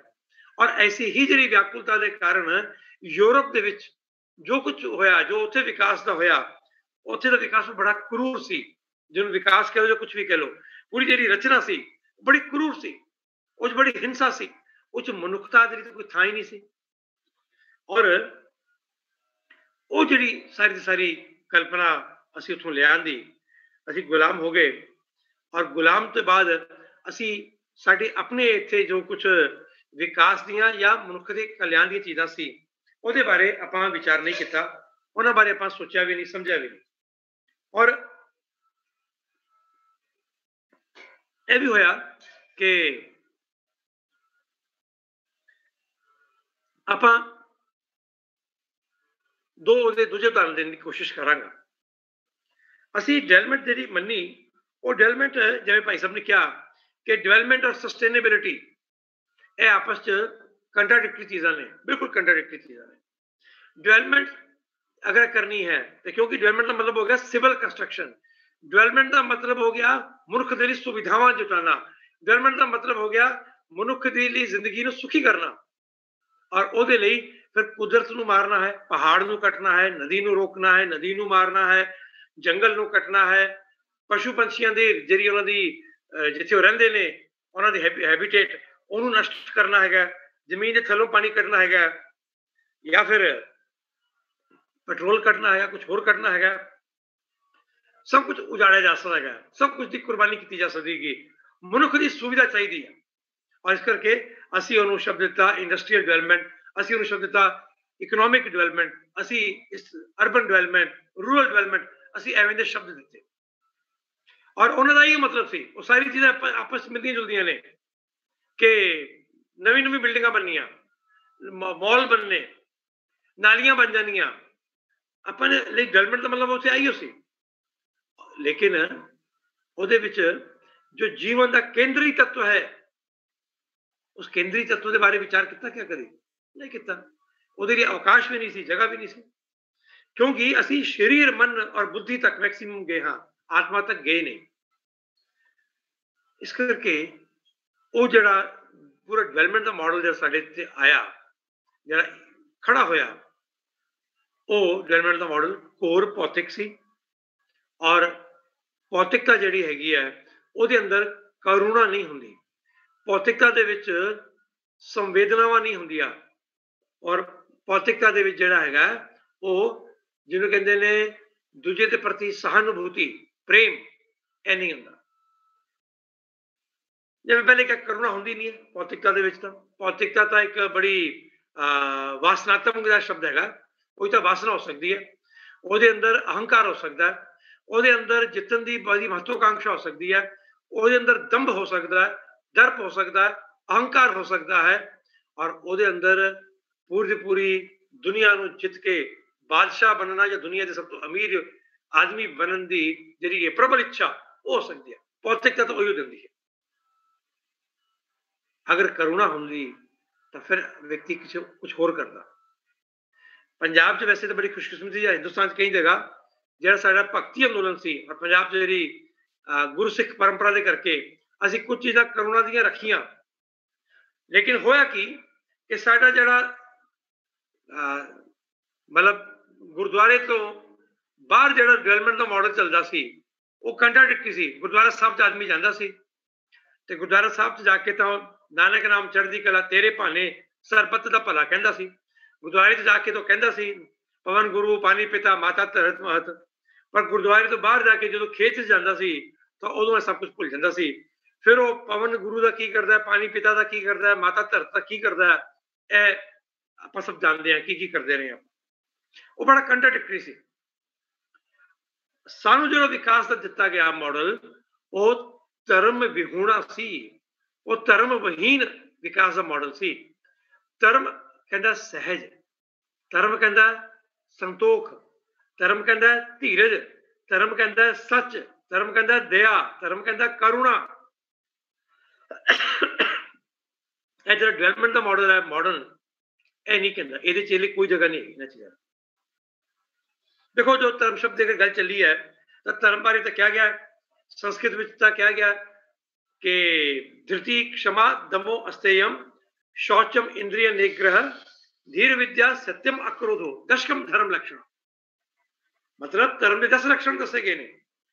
धृति है, क्षमा है, धीरज है, धृति क्षमा दम, दम मतलब अपनी इंद्रिया से नियंत्रण है, अस्तेयम चोरी न करना, धृति क्षमा दम अस्तेयम, शौचम यानी कि पवित्रता, इंद्रिय निग्रह इंद्रियों का नियंत्रण, धीर विद्या गंभीरता, धीरता, बुद्धि, विद्या विद्या की प्राप्ति, धीर विद्या सत्यम सच्चाई, अक्रोधो गुस्सा ना करना, यह धर्म के 10 लक्षण दसे गए हैं और यह यूनीवर्सल ने। यह ना हिंदू ने, ना सिख ने, ना ईसाई ने, ना मुसलमान ने।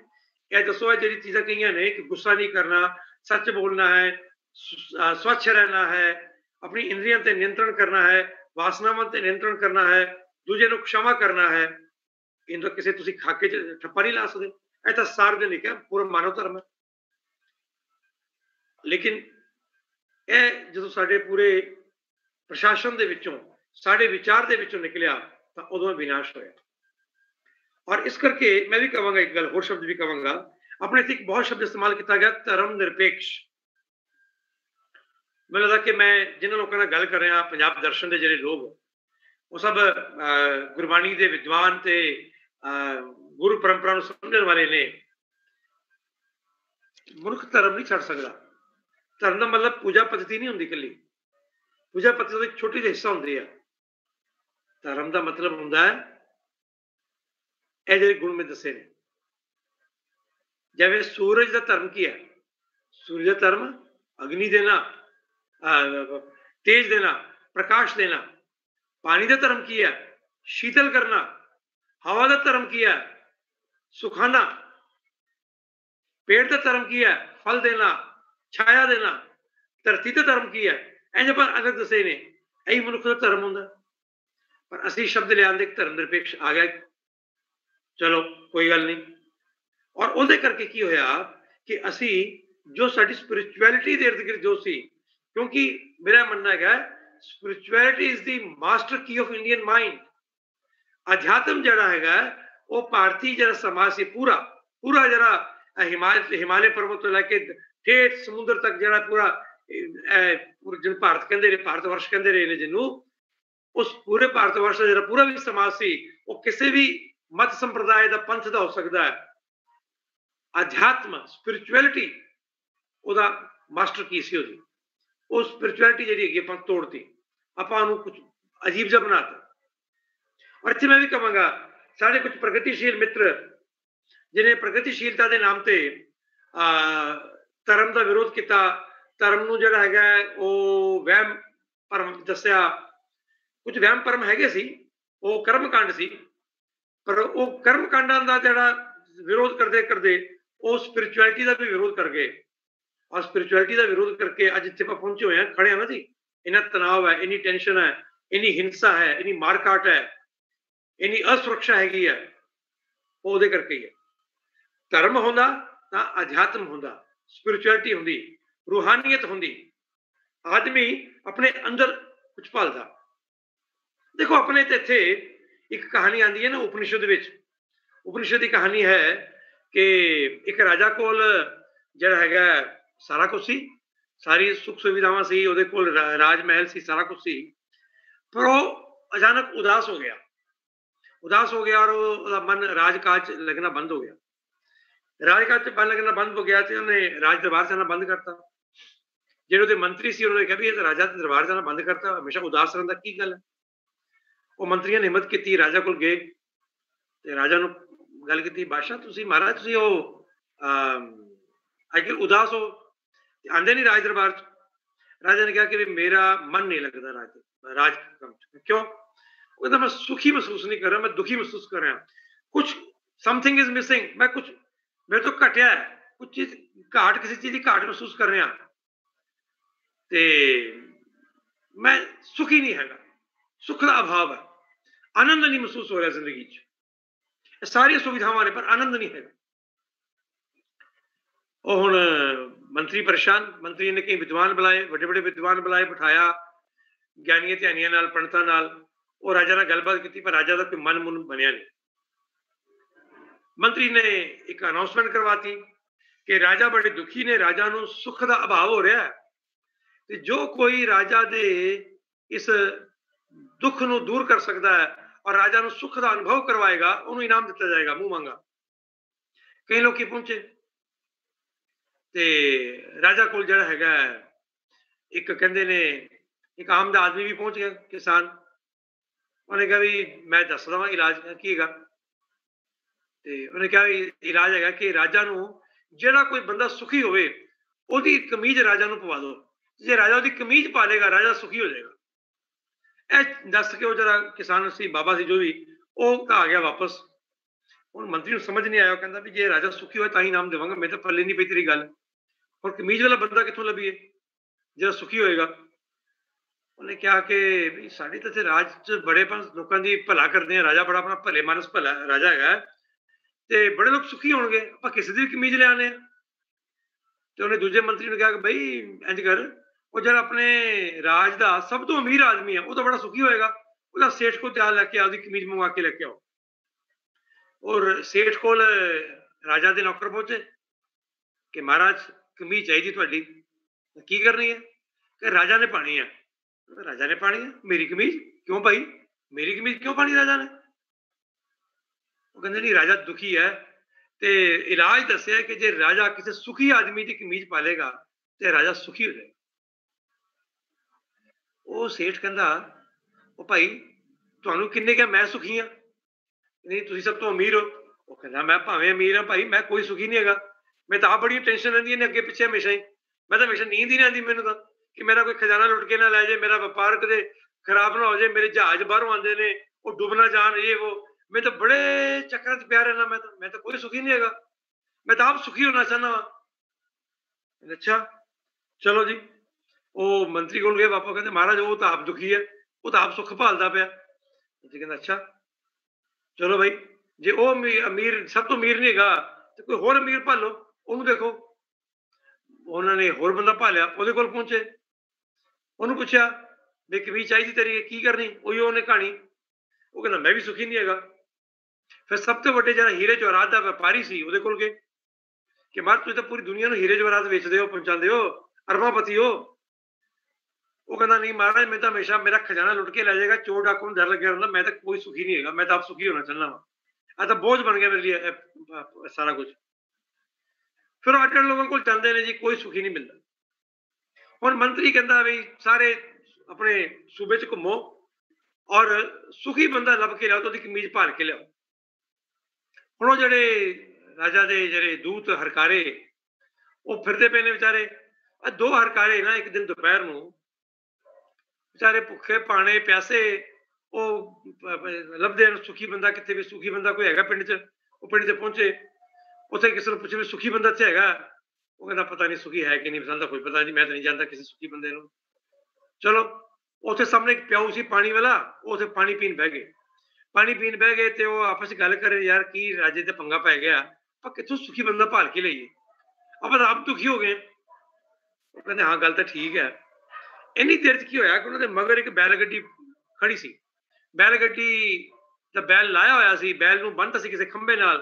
ਤੇ ਜਿਹੜਾ ਬੈਲ ਗੱਡੀ ਦਾ ਮਾਲਕ ਸੀ ਉਹ ਚੱਦਰ ਦੀ ਵਿਛਾ ਕੇ ਜ਼ਮੀਨ ਤੇ ਲੇਟ ਗਿਆ ਛਾਂ 'ਚ। ਉਹ ਉੱਥੋਂ ਇੱਕ ਬੰਦਾ ਟੱਪਿਆ, ਉਹਨੇ ਉਹਨੂੰ ਕਿਹਾ ਭਾਈ ਸਾਹਿਬ ਰਾਮ ਰਾਮ।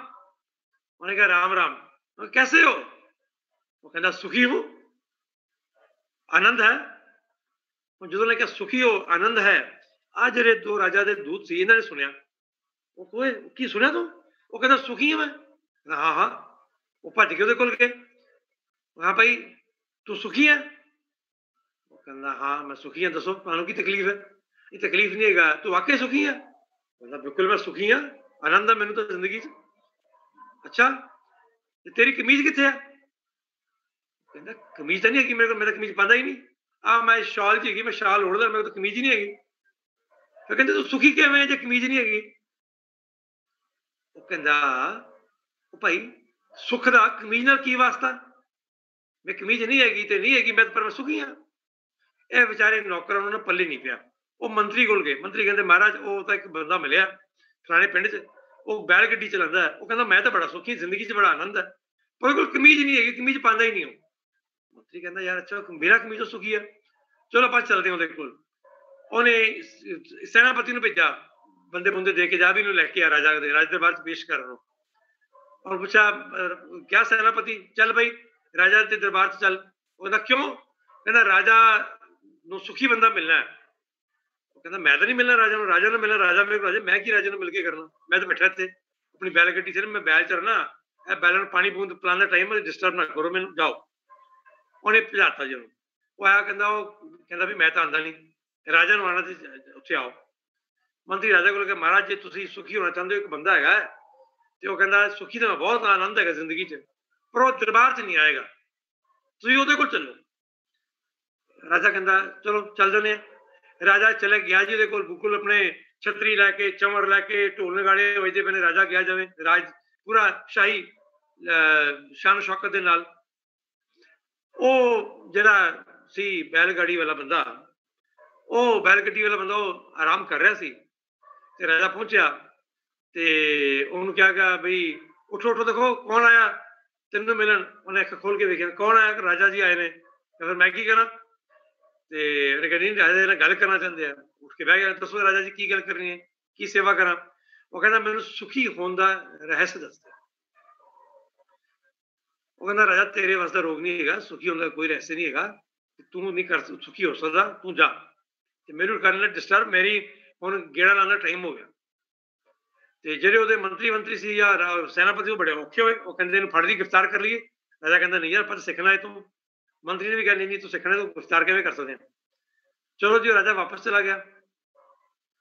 ਥੋੜੇ ਦਿਨ ਬਾਅਦ ਰਾਜਾ ਫਿਰ ਗਿਆ, ਥੋੜੇ ਜਿਹੇ ਬੰਦੇ ਲੈ ਕੇ ਗਿਆ, ਐਤਕੀ ਕਾਮਯਾਬ ਨਹੀਂ ਲੈ ਕੇ ਗਿਆ ਉਹਨਾਂ। ਫਿਰ ਉਹ ਕਹਿੰਦਾ ਵੀ ਮੈਂ ਦੱਸ ਦੇ ਸੁਖੀ ਹੁੰਦਾ ਰਹੱਸ।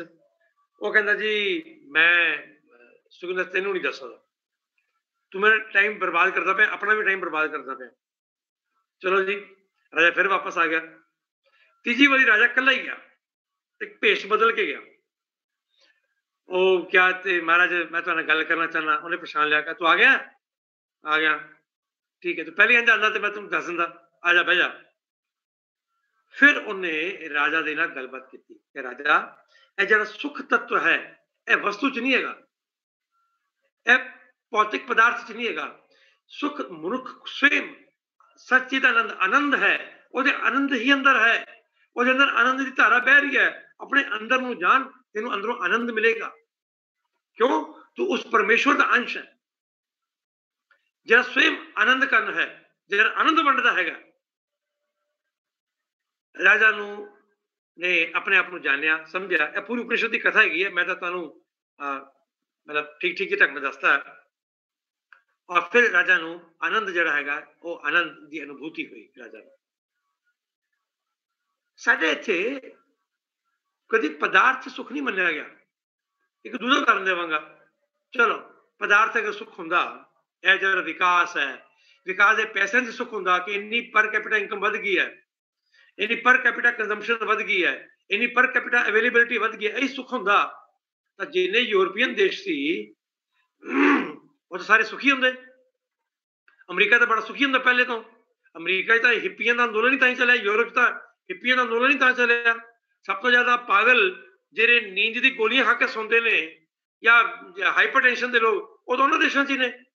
ਜਾਪਾਨ 'ਚ ਸਭ ਤੋਂ ਜ਼ਿਆਦਾ ਆਤਮ ਹੱਤਿਆਵਾਂ ਨੇ। ਜਾਪਾਨ 'ਚ ਤੇ ਖਬਰ ਛਪੀ ਸੀ ਪਿਛਲੇ ਕੁਛ ਦਿਨ ਪਹਿਲੇ ਕਿ ਕਰੋਨਾ ਨਾਲ ਜਿੰਨੇ ਬੰਦੇ ਨਹੀਂ ਮਰੇ, ਉਹਨੇ ਜਾਪਾਨ 'ਚ 1 ਮਹੀਨੇ 'ਚ ਲੋਕਾਂ ਨੇ ਆਤਮ ਹੱਤਿਆ ਕਰ ਲਈ, ਖੁਦਕੁਸ਼ੀ ਕਰ ਲਈ। ਸਭ ਕੁਛ ਹੈਗਾ, ਲੇਕਿਨ ਜ਼ਿੰਦਗੀ 'ਚ ਸਾਰਥਕਤਾ ਕੀ ਹੈ ਜ਼ਿੰਦਗੀ ਦੀ, ਉਹ ਪਤਾ ਨਹੀਂ ਹੈ। ਸਾਡਾ ਜਿਹੜਾ ਡਿਵੈਲਪਮੈਂਟ ਦਾ ਮਾਡਲ ਸੀ, ਉਹ ਡਿਵੈਲਪਮੈਂਟ ਦਾ ਮਾਡਲ ਵੀ ਇਹੀ ਹੈ ਜਿਹਨੇ ਸਾਡੇ ਅੰਦਰ ਦਾ ਜਿਹੜਾ ਆਨੰਦ ਹੈ, ਜੋ ਮੇਰੇ ਭੀਤਰ ਹੈ ਆਨੰਦ, ਉਸ ਆਨੰਦ ਆਪਣੇ ਅੰਦਰ ਦੇ ਰਾਮ ਨੂੰ ਜਾਣਨ ਦੀ ਬਜਾਏ ਬਾਹਰ ਦੇ ਕਿਸੇ ਹੋਰ ਨਸਲ ਨੂੰ ਜੋੜਨ ਦੀ ਭਜਾਇਆ ਪਿਆ। ਔਰ ਬਾਹਰ ਜਿਹੜੇ ਅਸੀਂ ਭਟਕ ਰਹੇ ਹਾਂ, ਉਹ ਜੋ ਕਬੀਰ ਜੀ ਨੇ ਕਿਹਾ, ਹਿਰਨਾ ਇੱਕ ਬਨ ਸੇ ਦੂਸਰੇ ਬਨ, ਇੱਕ ਜੰਗਲ ਤੋਂ ਦੂਜੇ ਜੰਗਲ ਹਿਰਨ ਭਟਕ ਰਿਹਾ, ਭੱਜ ਰਿਹਾ ਕਿ ਮੈਂ ਜੰਗਲ ਦਾ ਵੀ ਘਾਹ ਖਾ ਲਵਾਂ, ਜੰਗਲ ਦਾ ਵੀ ਘਾਹ ਖਾ ਲਾਂ, ਜੰਗਲ ਦਾ ਵੀ ਖਾ ਲਵਾਂ। ਉਹ ਇੰਝ ਹੀ ਭੱਜ ਰਿਹਾ। ਉਹ ਟਾਲਸਟਾਏ ਦੀ ਵੀ ਕਹਾਣੀ ਹੈ ਕਿ ਰਾਜਾ ਨੇ ਕਿਹਾ ਬੰਦੇ ਨੂੰ, ਅੱਛਾ ਤੈਨੂੰ ਜ਼ਮੀਨ ਚਾਹੀਦੀ ਹੈ, ਜਿੰਨੀ ਤੂੰ ਸੂਰਜ ਉਦੇ ਤੋਂ ਲੈ ਕੇ ਸੂਰਿਆਸਤ ਤੱਕ ਜ਼ਮੀਨ ਨੂੰ ਭੱਜ ਕੇ ਕਵਰ ਕਰ ਲੇਗਾ, ਗੇੜਾ ਮਾਰ ਲੇਗਾ, ਉਨੀ ਜ਼ਮੀਨ ਤੇਰੀ ਹੋ ਜਾਏਗੀ।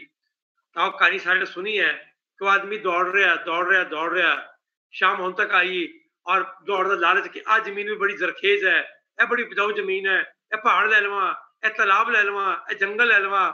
ਇੰਨਾ ਵੱਡਾ ਚੱਕਰ ਲਗਾਉਂਦੇ ਲਗਾਉਂਦੇ ਲਗਾਉਂਦੇ ਆਖਰ ਜਦੋਂ ਪਹੁੰਚਿਆ ਵਾਪਸ ਉੱਥੇ, ਇਹਨਾਂ ਥੱਕ ਕੇ ਟੁੱਟ ਗਿਆ, ਐਗਜ਼ੌਸਟ ਹੋ ਗਿਆ, ਉੱਥੇ ਡਿੱਗਿਆ ਔਰ ਡਿੱਗ ਕੇ ਮਰ ਗਿਆ। ਤੇ ਕਿਆ ਰਾਜਾ ਨੇ ਕਿਹਾ, ਇਹਨੂੰ ਤਾਂ ਇੰਨੀ ਜਗ੍ਹਾ ਘੇਰਦਾ ਰਿਹਾ, ਦਫਨਾਉਣ ਵਾਸਤੇ ਤੈਨੂੰ 5 ਫੁੱਟ ਦੀ ਜਗ੍ਹਾ ਹੀ ਚਾਹੀਦੀ ਹੈ। ਸੋ ਮਨੁੱਖ ਦਾ ਜਿਹੜਾ ਇਹ ਸਾਰਾ ਕੁਝ ਅਸੀਂ ਬਾਹਰ ਕੱਢਤਾ, ਉਹ ਡਿਵੈਲਪਮੈਂਟ ਦੇ ਮਾਡਲ 'ਚ ਪ੍ਰਤੀਬਿੰਬਿਤ ਹੁੰਦਾ। ਅਸੀਂ ਡਿਵੈਲਪਮੈਂਟ ਦਾ ਪੂਰਾ ਜਿਹੜਾ ਚੀਜ਼ਾਂ ਸੀ ਸਾਰੀਆਂ ਉਹ ਲੈ ਕੇ ਆਏ। ਇਸ ਕਰਕੇ 50 ਮੰਜ਼ਿਲਾ ਬਿਲਡਿੰਗ, 100 ਮੰਜ਼ਿਲਾ ਬਿਲਡਿੰਗ, ਉਹ ਦੁਨੀਆ ਦੀ ਸਭ ਤੋਂ ਉੱਚੀ ਉਹ ਬੁਰਜ ਖਲੀਫਾ ਤੋਂ ਲੈ ਕੇ ਕੀ ਐਵੇਂ ਦੇ ਪਾਗਲਪਨ ਦੇ ਦੌਰੇ ਹੈ। ਔਰ ਇਹ ਪਾਗਲਪਨ ਦੀ ਚੀਜ਼ਾਂ ਦੇ ਵਿੱਚੋਂ ਹੀ ਫਿਰ ਜਿਹੜੇ ਨੇ ਉੱਥੇ ਜਿਹਨੂੰ ਕਹਿੰਦੇ ਨੇ, ਜਿਸ ਤਰ੍ਹਾਂ ਦੇ ਨਾਲ ਯੂਰਪ ਦੇ ਵਿੱਚ ਕਾਮ ਵਾਸਨਾ ਦੀ ਪੂਰਤੀ ਵਾਸਤੇ ਕੇਂਦਰ ਬਣੇ, ਅੱਡੇ ਬਣੇ। ਦੇਖੋ ਸਾਡੇ ਇੱਥੇ ਜਿਹੜਾ ਕਾਮ ਹੈਗਾ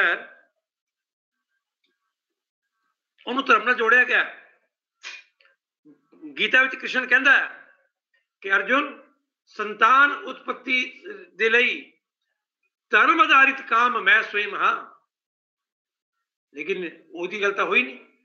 ਔਰ ਇਸ ਕਰਕੇ ਤਮਾਮ ਤਰ੍ਹਾਂ ਦੇ ਜਿਹੜੇ ਪਾਗਲਪਨ ਦੇ ਸੀ, ਕੈਸੇ ਨਾਈਟ ਕਲੱਬ ਤੋਂ ਲੈ ਕੇ ਕੀ ਤਰ੍ਹਾਂ ਦੇ, ਉਹਨੂੰ ਸ਼ਾਇਦ ਉਚਿਤ ਨਹੀਂ ਜਾਪਦਾ ਮੈਨੂੰ ਸਾਰੀ ਗੱਲਾਂ ਬੋਲਣਾ। ਇਹ ਜਿਹੜਾ ਵਿਕਰਤ ਮਾਨਸਿਕਤਾ, ਇਹ ਜਿਹੜਾ ਮਨੁੱਖ ਜਿਹੜਾ ਪ੍ਰਕਿਰਤੀ ਤੋਂ ਵਿਕਰਤੀ ਵੱਲ ਚਲਾ ਗਿਆ, ਮਨੁੱਖ ਨੂੰ ਜਾਣਾ ਚਾਹੀਦਾ ਸੀ ਪ੍ਰਕਿਰਤੀ ਤੋਂ ਸੰਸਕ੍ਰਿਤੀ ਵੱਲ, ਪਰ ਉਹ ਸੰਸਕ੍ਰਿਤੀ ਵੱਲ ਜਾਣ ਦੀ ਬਜਾਏ ਵਿਕਰਤੀ ਵੱਲ ਚਲਾ ਗਿਆ। ਇਹ ਸਾਰੇ ਇਸ ਡਿਵੈਲਪਮੈਂਟ ਦੇ ਮਾਡਲ ਦੀ ਦੇਣ ਸੀ। ਉਹ ਡਿਵੈਲਪਮੈਂਟ ਦੇ ਮਾਡਲ ਦੇ ਵਿੱਚੋਂ ਇਹ ਚੀਜ਼ਾਂ ਨਿਕਲੀਆਂ। ਔਰ ਉਹਦੇ ਕਰਕੇ ਮੇਰਾ ਕਹਿਣਾ ਹੈਗਾ ਕਿ ਅਸੀਂ ਉਹ ਮਾਡਲ ਕਿਉਂਕਿ ਅਪਣਾ ਲਿਆ, ਔਰ ਅਸੀਂ ਇੱਥੇ ਧਰਮ, ਅਰਥ, ਕਾਮ, ਮੋਕਸ਼, ਇਹ ਜਿਹੜੇ 4 ਪੁਰਸ਼ਾਰਥ ਸਾਡੇ ਮੰਨੇ ਗਏ ਨੇ, ਸਾਡੇ ਪੁਰਖਿਆਂ ਨੇ ਮੰਨੇ। ਹਿੰਦੁਸਤਾਨ ਜਿਹੜੀ ਕਲਪਨਾ ਸੀ, ਧਰਮ ਸਾਡਾ ਇੱਕ ਪੁਰਸ਼ਾਰਥ ਹੈ, ਅਰਥ ਵੀ ਹੈਗਾ। ਪੈਸਾ ਕਮਾਉਣ ਤੋਂ ਸਾਡੇ ਪੁਰਖਿਆਂ ਨੇ ਕਦੀ ਮਨਾ ਨਹੀਂ ਕੀਤਾ। ਪੈਸੇ ਨੂੰ ਕਿਹਾ ਗਿਆ। ਸਾਡੇ ਇੱਥੇ ਕਿੰਨੇ ਤਰ੍ਹਾਂ ਦੇ ਸ਼ਾਸਤਰ ਨੇ ਜਿਹੜੇ ਪੈਸੇ ਦੇ ਬਾਰੇ ਜ਼ਿਕਰ ਕਰਦੇ ਨੇ। ਉਹ ਸ਼ੁਕਰ ਨੀਤੀ ਤੋਂ ਲੈ ਕੇ ਚਾਣक्य ਨੀਤੀ ਤੱਕ तमाम तरह की चीज़ां पैसे के बारे क्या गया। पैसा कमाओ पर मेहनत नाल कमाओ। वो धर्म आधारित पैसा होना चाहिए, कोई दिक्कत नहीं की। आ धर्म के नाल पैसा कमाना इनू पाप किया गया। धर्म नाल पैसा कमाना खूब वधिया, इसे करके धर्मकांटा धर्मकंडा वो जो ठीक तरह तोले वो धर्मकंडा इंज किया गया। और इसे करके अगे अर्थ तो बाद आया काम, धर्म आधारित काम। कोई इतराज नहीं, साढ़े ते इन्ने तरह का श्रृंगार वैभव ऐश्वर्य ਉਹਦੀ कल्पना सी, कोई दिक्कत नहीं हैगी। मैं तो कहूँगा कि हिंदुस्तान एकमात्र देश ऐसा रहा है ਜਿਹਦੇ ਵਿੱਚ काम सूत्र जिस व्यक्ति ने लिखा वात्सायन, ਉਹਨੂੰ भी ऋषि किया गया और ऋषि से। और भर्तृहरि उन्हें श्रृंगार शतक लिखा, भर्तृहरि भी ऋषि सी, राजा भी सी ते ऋषि भी सी, बाद ऋषि बन गया सी ना। साढ़े इत्थे तक कभी उन्हों का परवर्टेड वो कम नहीं सी, विकृति वाली गल नहीं सी। साढ़े इत्थे मनुष्य के शरीर के मुताबिक धर्म आधारित चीज़ों को मन्निया गया। इस करके ये सारा कुछ करते हुए जीवन का अल्टीमेट जड़ा या अंततोगत्वा आखिरला जड़ा जिंदगी का उद्देश्य सी वो क्या गया, मोक्ष। हुण ए साडे इत्थे पुरखियां ने साडे कुछ सिस्टम दिते सी। साडे डेवलपमेंट के मॉडल च इन्हां च कोई चीज़ है नहीं। डेवलपमेंट के मॉडल दे विच धर्म है नहीं, वो कला अर्थ ते काम रह गया। मोक्ष भी उड़ाता उन्होंने विचों, मोक्ष की तो कल्पना ही नहीं हैगी, क्योंकि आत्मा की कल्पना ही नहीं हैगी। इस करके असी घोर भौतिकतावादी बन गए और जिहड़ा अर्थ हैगा वो इस तरीके नाल कमाया कि वो अनर्थ हो गया। सो मेरा कहना है कि यह जो डेवलपमेंट का मॉडल पूरे हिंदुस्तान च आया, पूरी दुनिया च आया, असी वो मॉडल दिता, वही मॉडल पंजाब च असी लैके आए। पंजाब च मॉडल जो आया आ तो अंग्रेजों के नाल ही गया सी, पर इसका ज़्यादा जरा बोलबाला होया आज़ादी तो बाद होया। और आज़ादी तो बाद भी ज़्यादा इसका जोड़ा बिल्कुल जिन्होंने कहते कि सुपर स्पीड सोनिक स्पीड में दौड़िया, वो दौड़िया जो हरा इनकलाब आप पंजाब च लैके आए। और फिर हरा इनकलाब आप लैके आए तो पंजाब दे विच बहुत कुछ आया, बड़ी तरक्की हुई पंजाब की, जो तरक्की कहते हैं। सड़कां बन गई, बिल्डिंगां बन गई, किसी लोगों को पैसा आ गया और पिंडां दे विच लोकां दे घर पक्के हो गए, सब कुछ हो गया। लोकां दे घर तो पक्के हो गए पर लोग कच्चे हो गए, समाज कच्चा हो गया, रिश्ते कच्चे हो गए। सड़कां पक्कियां हो गई पर जिंदगी के रास्ते उबड़ खाबड़ हो गए। बहुत पैसा आ गया सरकार दे कोल, तनख्वाहां वध गईयां, लोगों के बैंक बैलेंस तो वध गए, पर लोगों के मन गरीब हो गए, लोगों के दिमाग गरीब हो गए और क्या जाए तो मानसिक तौर पर दिवालिया भी हो गए। पंजाब ने बहुत तरक्की की, असी अपनी जमीन का हेठला पानी लगभग मुका लिया। हरा इनकलाब जो शुरू होया उदों पंजाब दे विच कोई 1.5 लाख के आस पास 1,70,000 के आस पास ट्यूबल सी। असी अज 14 लाख तो ज़्यादा ट्यूबलों तक पहुँच गए। साडा जंगल का एरिया बड़ा वधिया सी, असी वो बर्बाद कर लिया, खत्म भी कर लिया। जो जंगल ने कागजां च ही ने, जमीन ते कोई जंगल नहीं है, कागजां च हैगे ने। ए पंज आब, ए आब की धरती सी, असी बेआब हो गए। बेआब होए तो बेआबाद हो रहे हाँ, और बेआबाद जो हो रहे हाँ तो बाहर जाके या होर कई जगह पोजीशन जी बनती जा रही है, शायद बेआबरू भी होवांगे अगे। और इस करके असी जो कुछ डेवलपमेंट का मॉडल अपनाया, इन्हें कुदरत का शोषण किया, भारी शोषण किया। और क्योंकि ਉਹਦੇ ਵਿੱਚ करुणा नहीं सी, धर्म आधारित नहीं सी, इस करके सानू कभी सरोकार नहीं रहा। सरकार ने जो डेवलपमेंट का मॉडल साढ़े सामने रखा, किसान जो है डेवलपमेंट का मॉडल जो अपनावे, खेती का मॉडल अपनावे, जरा उस खेती के मॉडल की सी कि उस खेती के मॉडल तुसी वध तो वध झाड़ कड्डो, वध तो वध उपज प्राप्त करो, और वध तो वध उपज प्राप्त करो किस कीमत ते करो, ਇਹਦਾ कोई विचार दर्शन दिता नहीं गया। ठीक है, यूनिवर्सिटी वाले कहते हैं साडे मित्र के असी लोगों ने कहा सी कि इन्नी लिमिटेड दे जहर पाओ, पर जहर पाने की गल कही गई। जो तुसी कोई ब्रेक लगाई नहीं, जो तुसी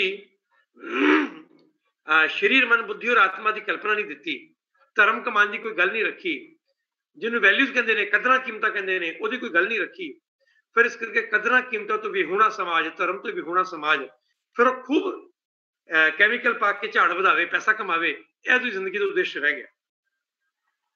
ਔਰ ਉਹਦੇ ਵਿੱਚ ਕੀ ਸੀ ਕਿ ਇਹ ਜਿਹੜਾ ਸਮਾਜ ਹੈ ਇਹ ਆਪਣੇ ਹੀ ਦੁਸ਼ਮਣ ਬਣ ਗਿਆ। ਅਸੀਂ ਆਪਣੇ ਲੋਕਾਂ ਨੂੰ, ਜਿਹੜੀ ਪੰਜਾਬ ਦੇ ਲੋਕ ਸਬਜ਼ੀਆਂ ਉਗਾਉਂਦੇ ਨੇ, ਸਾਰਿਆਂ ਨੂੰ ਪਤਾ ਨਾ ਪੰਜਾਬੀਆਂ ਨੇ ਖਾਣੀਆਂ, ਕਿਸੇ ਦੁਸ਼ਮਣ ਤਾਂ ਖਾਣੀਆਂ ਨਹੀਂ, ਪੰਜਾਬੀਆਂ ਨੇ ਖਾਣੀਆਂ ਨਾ। ਉਹ ਫਿਰ ਭਾਵੇਂ ਸ਼ਹਿਰ ਦੇ ਹੋਣ, ਗਵਾਂਢ ਦੇ ਪਿੰਡ ਦੇ ਹੋਣ, ਪਰ ਅਸੀਂ ਢੇਰ ਸਾਰਾ ਪੈਸਟੀਸਾਈਡ, ਹਰਬੀਸਾਈਡ ਪਾਇਆ, ਔਰ ਅਸੀਂ ਖੂਬ ਪਾਇਆ, ਔਰ ਉਹਦਾ ਜੋ ਨਤੀਜਾ ਪੰਜਾਬ 'ਚ ਹੈਗਾ ਉਹ ਆਪਾਂ ਜਾਣਦੇ ਹਾਂ। ਅਸੀਂ ਪੰਜਾਬ ਦੇ ਵਿੱਚ ਖੇਤੀ ਦਾ ਵਿਕਾਸ ਕੀਤਾ, ਕਹਿੰਦੇ ਨੇ ਪੰਜਾਬ ਦੀ ਖੇਤੀ ਡਿਵੈਲਪ ਹੋਈ, ਔਰ ਇਹ ਜਿਹੜੀ ਫਿਰ ਡਿਵੈਲਪਮੈਂਟ ਹੋਈ, ਇਹ ਡਿਵੈਲਪਮੈਂਟ ਐਸੀ ਹੋਈ ਕਿ ਡਿਵੈਲਪਮੈਂਟ ਦੇ ਵਿੱਚ ਅਸੀਂ ਮੋਨੋਕਲਚਰ, ਕੱਲਾ ਕਣਕ ਝੋਨਾ ਲੈ ਕੇ ਆਏ ਸੀ। ਪੰਜਾਬ ਦੀ ਜਿਹੜੀ ਵੰਨ-ਸੁਵੰਨਤਾ ਦੀ ਜਿਹੜੀ ਖੇਤੀ ਸੀ, ਜਿਹੜੀ ਕੁਦਰਤੀ ਵੰਨ-ਸੁਵੰਨਤਾ ਸੀ, ਖੇਤੀ ਦੀ ਵੰਨ-ਸੁਵੰਨਤਾ ਸੀ, ਜਿਹਨੂੰ ਡਾਈਵਰਸਿਟੀ ਕਹਿੰਦੇ ਨੇ, ਉਹ ਸਭ ਖਤਮ ਕਰਤੀ। ਔਰ ਉਹ ਡਾਈਵਰਸਿਟੀ ਜਿਹੜੀ ਹੈਗੀ ਹੈ ਉਹ ਖੇਤ 'ਚੋਂ ਖਤਮ ਹੋਈ ਤਾਂ ਉਹ ਸਾਡੀ ਰੋਟੀ ਦੀ ਥਾਲੀ 'ਚੋਂ ਵੀ ਖਤਮ ਹੋ ਗਈ। ਰੋਟੀ ਦੀ ਥਾਲੀ 'ਚੋਂ ਡਾਈਵਰਸਿਟੀ ਖਤਮ ਹੋਈ ਤਾਂ ਨਿਊਟ੍ਰੀਸ਼ਨ ਖਤਮ ਹੋ ਗਿਆ, ਔਰ ਨਿਊਟ੍ਰੀਸ਼ਨ ਖਤਮ ਹੋਇਆ, ਸਿਹਤ ਦਾ ਫਿਰ ਜਿਹਨੂੰ ਕਹਿੰਦੇ ਨੇ ਉਹ ਜੋ ਸੱਤਿਆਨਾਸ਼ ਹੋਇਆ, ਉਹ ਆਪਾਂ ਜਾਣਦੇ ਹਾਂ। ਦੇਖੋ ਐਸਾ ਹੈਗਾ ਕਿ ਜਿਹੜਾ ਖੇਤੀ ਹੈ, ਖੇਤੀ ਦਾ ਮਤਲਬ ਖੁਰਾਕ ਹੁੰਦਾ ਹੈ।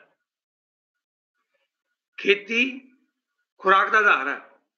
ਖੁਰਾਕ ਪੋਸ਼ਣ ਯਾਨੀ ਕਿ ਨਿਊਟ੍ਰੀਸ਼ਨ ਦਾ ਆਧਾਰ ਹੈ, ਔਰ ਸਿਹਤ ਦਾ ਆਧਾਰ ਹੈ।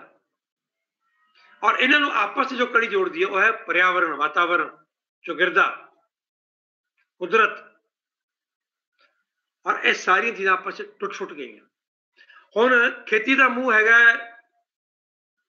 ਲਾਹੌਰ ਵਾਲੇ ਪਾਸੇ, ਤੇ ਖੁਰਾਕ ਦਾ ਮੂੰਹ ਹੈਗਾ ਕਲਕੱਤਾ ਵਾਲੇ ਪਾਸੇ, ਤੇ ਸਿਹਤ ਦਾ ਮੂੰਹ ਹੋ ਗਿਆ ਮਦਰਾਸ ਵਾਲੇ ਪਾਸੇ। ਸਭ ਆਪਸ 'ਚ ਟੋਟਲੀ ਫਰੈਗਮੈਂਟੇਸ਼ਨ, ਟੁਕੜਾ ਸੱਚ, ਟੁਕੜਾ ਸੋਚ। ਔਰ ਇਹਦੇ ਕਰਕੇ ਇਹ ਜਿਹੜਾ ਟੁਕੜਾ ਸੋਚਿਆ, ਇਹਦੇ ਕਰਕੇ ਪੰਜਾਬ ਇੱਕ ਬਹੁਤ ਵੱਡੇ ਸੰਕਟ 'ਚ ਫਸ ਗਿਆ।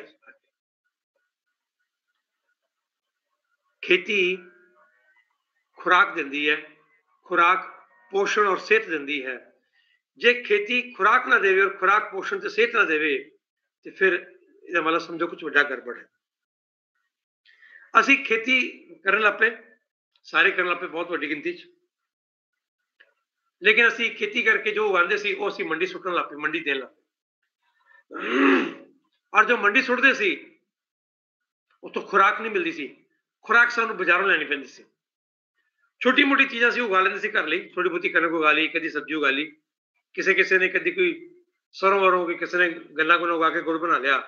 ਪਰ ਸਾਡੀ ਜਿਹੜੀ ਖੁਰਾਕ ਹੈ ਉਹ ਅਸੀਂ ਬਾਜ਼ਾਰ ਤੋਂ ਲਿਆਉਣ ਲੱਗ ਪਏ। ਉਹ ਜਿਹੜੀ ਬਾਜ਼ਾਰ ਤੋਂ ਖੁਰਾਕ ਆ ਰਹੀ ਹੈ, ਫਿਰ ਉਹਦੇ ਪੋਸ਼ਣ ਨਹੀਂ ਹੈਗਾ, ਔਰ ਉਹ 'ਚ ਪੋਸ਼ਣ ਨਹੀਂ ਹੈਗਾ ਤਾਂ ਫਿਰ ਅਸੀਂ ਪੋਸ਼ਣ, ਨਿਊਟ੍ਰੀਸ਼ਨ ਸਪਲੀਮੈਂਟ ਅਸੀਂ ਕੈਮਿਸਟ ਦੀ ਦੁਕਾਨ ਤੋਂ ਲਿਆਉਣ ਲੱਗ ਪਏ। ਔਰ ਇਸ ਕਰਕੇ ਇਹ ਜਿਹੜਾ ਤੋੜ-ਫੋੜ ਹੋਈ ਤਾਂ ਪੰਜਾਬੀ ਸਮਾਜ ਉਹ ਮੇਲਿਆਂ 'ਚ ਘੱਟ ਤੇ ਹਸਪਤਾਲਾਂ 'ਚ ਜ਼ਿਆਦਾ ਮਿਲਣ ਲੱਗ ਪਿਆ। ਇਹ ਉਸ ਫਰੈਗਮੈਂਟਡ ਡਿਵੈਲਪਮੈਂਟ ਦੇ ਮਾਡਲ ਦੀ ਦੇਣ ਹੈ, ਜਿਹੜਾ ਕੋਰ ਭੌਤਿਕ ਸੀ। ਅਸੀਂ ਮੰਨ ਲਿਆ ਅਸੀਂ ਪੂਰੇ ਦੇਸ਼ ਦੇ ਅਨਾਜ ਭੰਡਾਰ ਭਰਤੇ ਕਣਕ ਦੇ ਨਾਲ, ਝੋਨੇ ਦੇ ਨਾਲ, ਲੇਕਿਨ ਅਸੀਂ ਜਿਹੜੀ ਕੀਮਤ ਚੁਕਾਈ, ਬਹੁਤ ਵੱਡੀ ਕੀਮਤ ਚੁਕਾਈ। ਔਰ ਇਹ ਜਿਹੜਾ ਖੇਤੀ, ਖੁਰਾਕ, ਸਿਹਤ, ਇਹ ਜਿਹੜਾ ਤ੍ਰਿਕੋਣ ਸੀ, ਇਹ ਤ੍ਰਿਕੋਣ ਸਾਡੇ ਵੇਖਦੇ ਟੁੱਟ ਗਿਆ। ਔਰ ਉਹਦਾ ਪਰਿਣਾਮ ਇਹ ਹੋਇਆ ਕਿ ਜਿਸ ਪੰਜਾਬ ਦੇ ਵਿੱਚ 1984-85 ਤੋਂ ਪਹਿਲੇ ਕੈਂਸਰ ਦਾ ਕੋਈ ਹਸਪਤਾਲ ਨਹੀਂ ਹੁੰਦਾ ਸੀ, ਉੱਥੇ ਵੇਖਦੇ ਕੈਂਸਰ ਦੇ ਹਸਪਤਾਲ ਪਹਿਲੇ ਇੱਕ ਬਣਿਆ ਮੋਹਨਦੇਈ ਕੈਂਸਰ ਹਸਪੀਟਲ, ਪੀਜੀਆਈ ਚੰਡੀਗੜ੍ਹ 'ਚ ਕੈਂਸਰ ਦਾ ਵਾਰਡ ਆਇਆ। ਔਰ ਅੱਜ ਵੇਖਦੇ ਪੰਜਾਬ ਦੇ ਹਰ ਵੱਡੇ ਸ਼ਹਿਰ ਦੇ ਵਿੱਚ ਕੈਂਸਰ ਦੇ ਹਸਪਤਾਲ ਨੇ, ਹਸਪਤਾਲਾਂ ਦੀ ਕਤਾਰਾਂ ਲੱਗੀਆਂ ਹੋਈਆਂ ਨੇ। ਬਠਿੰਡੇ 'ਚ 10 ਤਰ੍ਹਾਂ ਦੇ ਕੈਂਸਰ ਹਸਪਤਾਲ ਹੋਣਗੇ, ਮੋਹਾਲੀ 'ਚ ਹੋਣਗੇ, ਲੁਧਿਆਣੇ 'ਚ ਹੋਣਗੇ, ਚੰਡੀਗੜ੍ਹ 'ਚ ਹੋਣਗੇ, ਅੰਮ੍ਰਿਤਸਰ ਹੋਣਗੇ, ਹੁਸ਼ਿਆਰਪੁਰ ਹੋਣਗੇ, ਜਲੰਧਰ ਹੋਣਗੇ तमाम ਪਾਸੇ ਅਸੀਂ ਕੈਂਸਰ ਹਸਪਤਾਲਾਂ ਦੀ ਲਾਈਨ ਲਾ ਸਾਡੇ ਮੁੱਖ ਮੰਤਰੀ ਜਾ ਕੇ ਪ੍ਰਧਾਨ ਮੰਤਰੀ ਨੂੰ ਮਿਲਦੇ ਸੀ ਤੇ ਪ੍ਰਧਾਨ ਮੰਤਰੀ ਨੂੰ ਮਿਲ ਕੇ ਕੀ ਮੰਗਦੇ ਸੀ। ਮੈਂ ਕਈ ਵਾਰੀ ਅਖਬਾਰਾਂ 'ਚ ਖਬਰ ਪੜ੍ਹੀ ਹੈ ਕੈਂਸਰ ਹਸਪਤਾਲ ਪੰਜਾਬ 'ਚ ਕੈਂਸਰ ਹਸਪਤਾਲ ਦੋ ਅਸੀਂ ਇਹ ਮੰਗਣ ਲੱਗ ਪਏ ਔਰ ਫਿਰ ਕੈਂਸਰ ਹੀ ਕਿਉਂ ਫਿਰ ਇੱਕ ਹੋਰ ਚੀਜ਼ ਆ ਗਈ ਰੀਪਰੋਡਕਟਿਵ ਹੈਲਥ ਦਾ ਕ੍ਰਾਈਸਿਸ ਜਲੰਧਰ ਦੇ ਆਸ-ਪਾਸ ਜਲੰਧਰ ਤਾਂ ਪੂਰਾ ਜਿਹਨੂੰ ਕਹਿੰਦੇ ਫਰਟੀਲਿਟੀ ਕਲੀਨਿਕਸ ਦੀ ਰਾਜਧਾਨੀ ਬਣ ਗਿਆ ਔਰ ਇੰਨੀ ਇਨਫਰਟੀਲਿਟੀ ਪੰਜਾਬ 'ਚ ਹੋ ਗਈ ਔਰ ਅਸੀਂ ਜਿਹੜਾ ਹੈਗਾ ਪੰਜਾਬ 'ਚ ਥਾਂ ਥਾਂ ਤੇ ਕਿਡਨੀ ਕਲੀਨਿਕਸ ਖੋਲਤੇ ਡਾਇਲਿਸਿਸ ਦੇ ਸੈਂਟਰ ਖੋਲਤੇ ਜਗ੍ਹਾ ਜਗ੍ਹਾ ਤੇ ਇਹ ਜਿਹੜੀਆਂ तमाम ਚੀਜ਼ਾਂ ਨੇ ਇਹ ਪੰਜਾਬ ਦਾ ਡਿਵੈਲਪਮੈਂਟ ਦਾ ਰਸਤਾ ਗਲਤ ਸੀ ਕਿੱਧਰ ਸੀ ਅੱਜ ਦੱਸਿਆ ਉਹਨੇ ਔਰ ਇਹਦਾ ਇਕੱਲੇ ਖੁਰਾਕ ਦਾ ਅਸਰ ਨਹੀਂ ਆਇਆ ਓਵਰਆਲ ਕੁੱਲ ਮਿਲਾ ਕੇ ਸਮੁੱਚਤਾ ਦੇ ਵਿੱਚ ਸਾਡਾ ਜਿਹੜਾ ਵਾਤਾਵਰਣ ਪੱਖੀ ਜਿਹੜੀ ਜ਼ਿੰਦਗੀ ਜੀਣ ਦਾ ਤਰੀਕਾ ਸੀ ਉਹ ਖਤਮ ਹੋਇਆ ਉਹ ਬਰਬਾਦ ਹੋਇਆ ਸਾਡਾ ਖਾਣ ਪਾਨ ਖੁਰਾਕ ਵੀ ਬਰਬਾਦ ਹੋਈ ਔਰ ਖਾਣ ਪਾਨ ਖੁਰਾਕ ਜਿਹੜੀ ਸਾਡੀ ਬਰਬਾਦ ਹੋਈ ਉਹਦੇ ਕਰਕੇ ਇਹ ਉਹਦਾ ਇੱਕ ਸੁਭਾਵਿਕ ਰੂਪ ਨਾਲ ਉਹਦਾ ਇਹ ਨਤੀਜਾ ਨਿਕਲਿਆ ਕਿ ਅਸੀਂ ਬਿਮਾਰਾਂ ਦਾ ਸੂਬਾ ਬਣ ਕੇ ਰਹਿ ਗਏ ਔਰ ਮੈਂ ਇੱਕ ਆਰਟੀਕਲ ਲਿਖਿਆ ਸੀ ਕਈ ਸਾਲ ਪਹਿਲੇ ਪੰਜਾਬ ਅ ਡਾਈਂਗ ਸਿਵਲਾਈਜੇਸ਼ਨ ਲੋਕਾਂ ਨੂੰ ਬੁਰਾ ਵੀ ਲੱਗਦਾ ਹੈ ਮੈਨੂੰ ਵੀ ਬੁਰਾ ਲੱਗਦਾ ਹੈ ਪੰਜਾਬ ਇੱਕ ਮਰਦੀ ਹੋਈ ਸਭਿਅਤਾ ਬਣ ਕੇ ਰਹਿ ਗਿਆ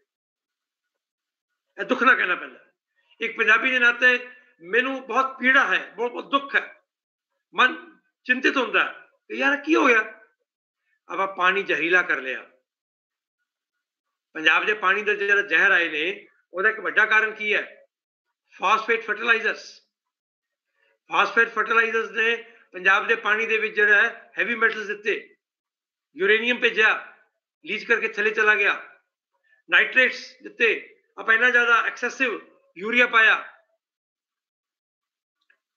ਅਸੀਂ ਆਪਣੀ ਖੇਤੀ ਜਿਹੜੇ ਜ਼ਹਿਰ ਇਸਤੇਮਾਲ ਕੀਤੇ ਉਹ ਜ਼ਹਿਰ ਇਕੱਲੇ ਸਬਜ਼ੀਆਂ ਤੱਕ ਜਾਂ ਫਲਾਂ ਤੱਕ ਨਹੀਂ ਰਹੇ ਫਸਲਾਂ ਤੱਕ ਨਹੀਂ ਰਹੇ ਉਹ ਜ਼ਹਿਰ ਤੁਹਾਡੀ ਖੁਰਾਕ ਦੀ ਥਾਲੀ 'ਚ ਪਹੁੰਚੇ ਔਰ ਖੁਰਾਕ ਦੀ ਥਾਲੀ ਤੋਂ ਉਹ ਜ਼ਹਿਰ ਸਾਡੇ ਖੂਨ 'ਚ ਪਹੁੰਚੇ ਮਾਂ ਦੀ ਛਾਤੀ ਦੇ ਦੁੱਧ ਅੱਜ ਪੈਸਟੀਸਾਈਡ ਹੈ ਪੰਜਾਬ 'ਚ ਪੰਜਾਬੀਆਂ ਦੇ ਖੂਨ 'ਚ 22-23 ਤਰ੍ਹਾਂ ਦੇ ਪੈਸਟੀਸਾਈਡ ਦੌੜ ਰਹੇ ਨੇ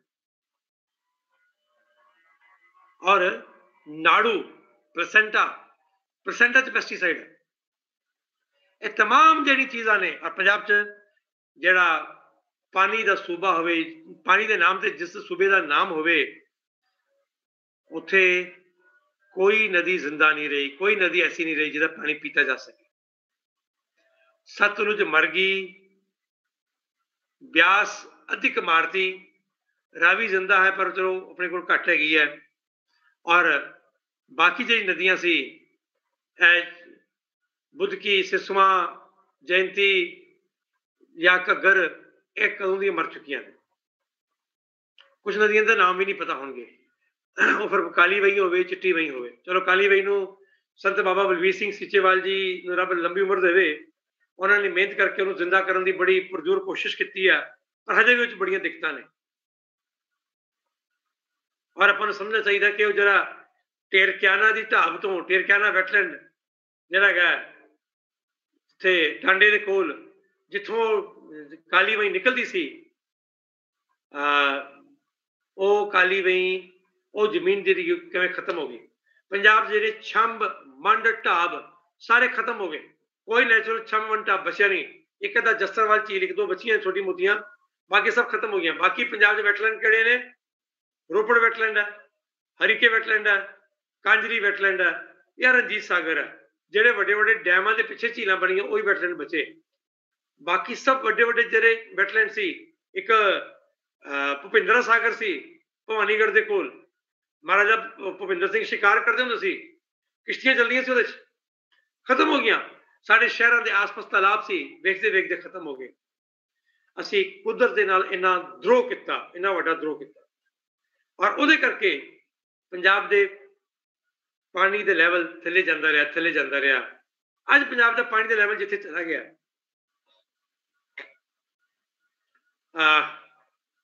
ਆਪਾਂ ਜਿਹਨੂੰ ਕਹਿੰਦੇ ਕਿ ਐਕਵੇਫਰ ਜਿਹਨੂੰ ਕਹਿੰਦੇ ਨੇ, ਉਹਦਾ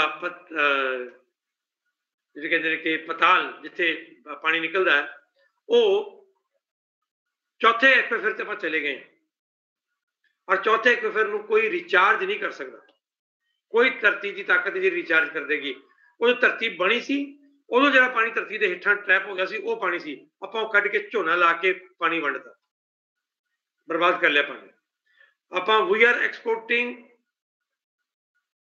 ਵਾਟਰ, ਅਸੀਂ ਪਾਣੀ ਐਕਸਪੋਰਟ ਕਰ ਰਹੇ ਹਾਂ ਪੰਜਾਬ ਦਾ। ਆਪਾਂ ਦਰਿਆਈ ਪਾਣੀਆਂ ਦੀ ਲੜਾਈ, ਪੰਜਾਬ ਨੂੰ ਦਰਿਆਈ ਪਾਣੀ ਮਿਲਣਾ ਚਾਹੀਦਾ, ਮੈਂ ਸਾਫ਼ ਕਹਾਂਗਾ। ਪੰਜਾਬ ਦਾ ਦਰਿਆਈ ਪਾਣੀ ਜਿਹੜਾ ਰਾਜਸਥਾਨ ਨੂੰ ਜਾਂਦਾ, ਉਹਦੀ ਕੀਮਤ, ਉਹਦੀ ਰਾਇਲਟੀ ਪੰਜਾਬ ਨੂੰ ਮਿਲਣੀ ਚਾਹੀਦੀ ਹੈ। 100% ਮੈਂ ਸਹਿਮਤ ਔਰ ਮੈਂ ਇਹਦੇ ਲਈ ਗੱਲ ਵੀ ਕਰਦਾ ਰਹਿਣਾ। ਲੇਕਿਨ ਅਸੀਂ ਜਿਸ ਤਰੀਕੇ ਦੀ ਖੇਤੀ ਦਾ ਢਾਂਚਾ ਬਣਾ ਲਿਆ, ਜਿਸ ਤਰੀਕੇ ਨਾਲ ਅਸੀਂ ਵਿਕਾਸ ਦਾ, ਡਿਵੈਲਪਮੈਂਟ ਦਾ ਮਾਡਲ ਖੜਾ ਕਰ ਲਿਆ, ਔਰ ਜਿਵੇਂ ਦੀ ਇੰਡਸਟਰੀ ਦੀ ਆਦਤ ਪਾਤੀ ਹੈ, ਉਹ ਪਾਣੀ ਬਾਹਰ ਭੇਜਣਾ ਬੰਦ ਵੀ ਕਰ ਦੋ ਤਾਂ ਵੀ ਅਸੀਂ ਬਰਬਾਦ ਹੋ ਕੇ ਰਵਾਂਗੇ, ਕੋਈ ਰੋਕ ਨਹੀਂ ਸਕੇਗਾ।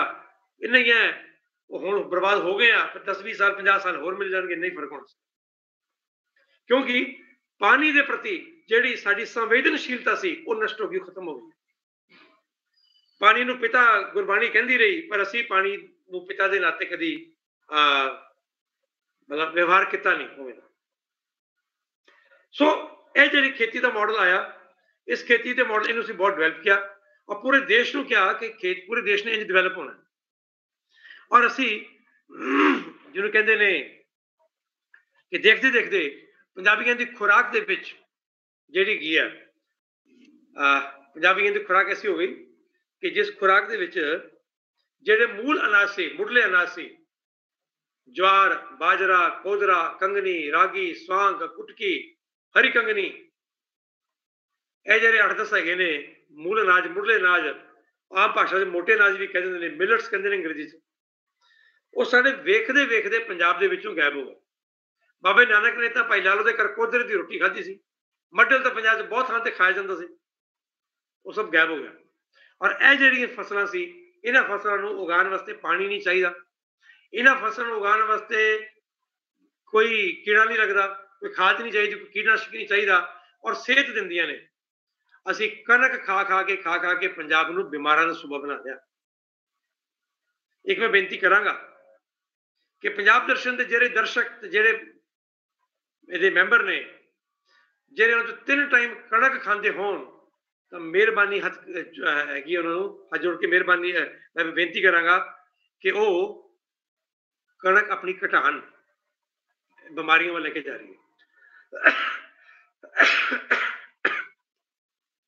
ਸੋ ਇਹ ਜਿਸ ਤਰ੍ਹਾਂ ਦਾ ਡਿਵੈਲਪਮੈਂਟ ਦੇ ਅਸੀਂ ਮਾਡਲ ਦੀ ਗੱਲ ਖੜੀ ਕੀਤੀ ਹੈ, ਇਹ ਡਿਵੈਲਪਮੈਂਟ ਦਾ ਮਾਡਲ ਪੰਜਾਬ ਦੇ ਲਈ ਬਹੁਤ ਮਾਰੂ ਸਾਬਤ ਹੋਇਆ।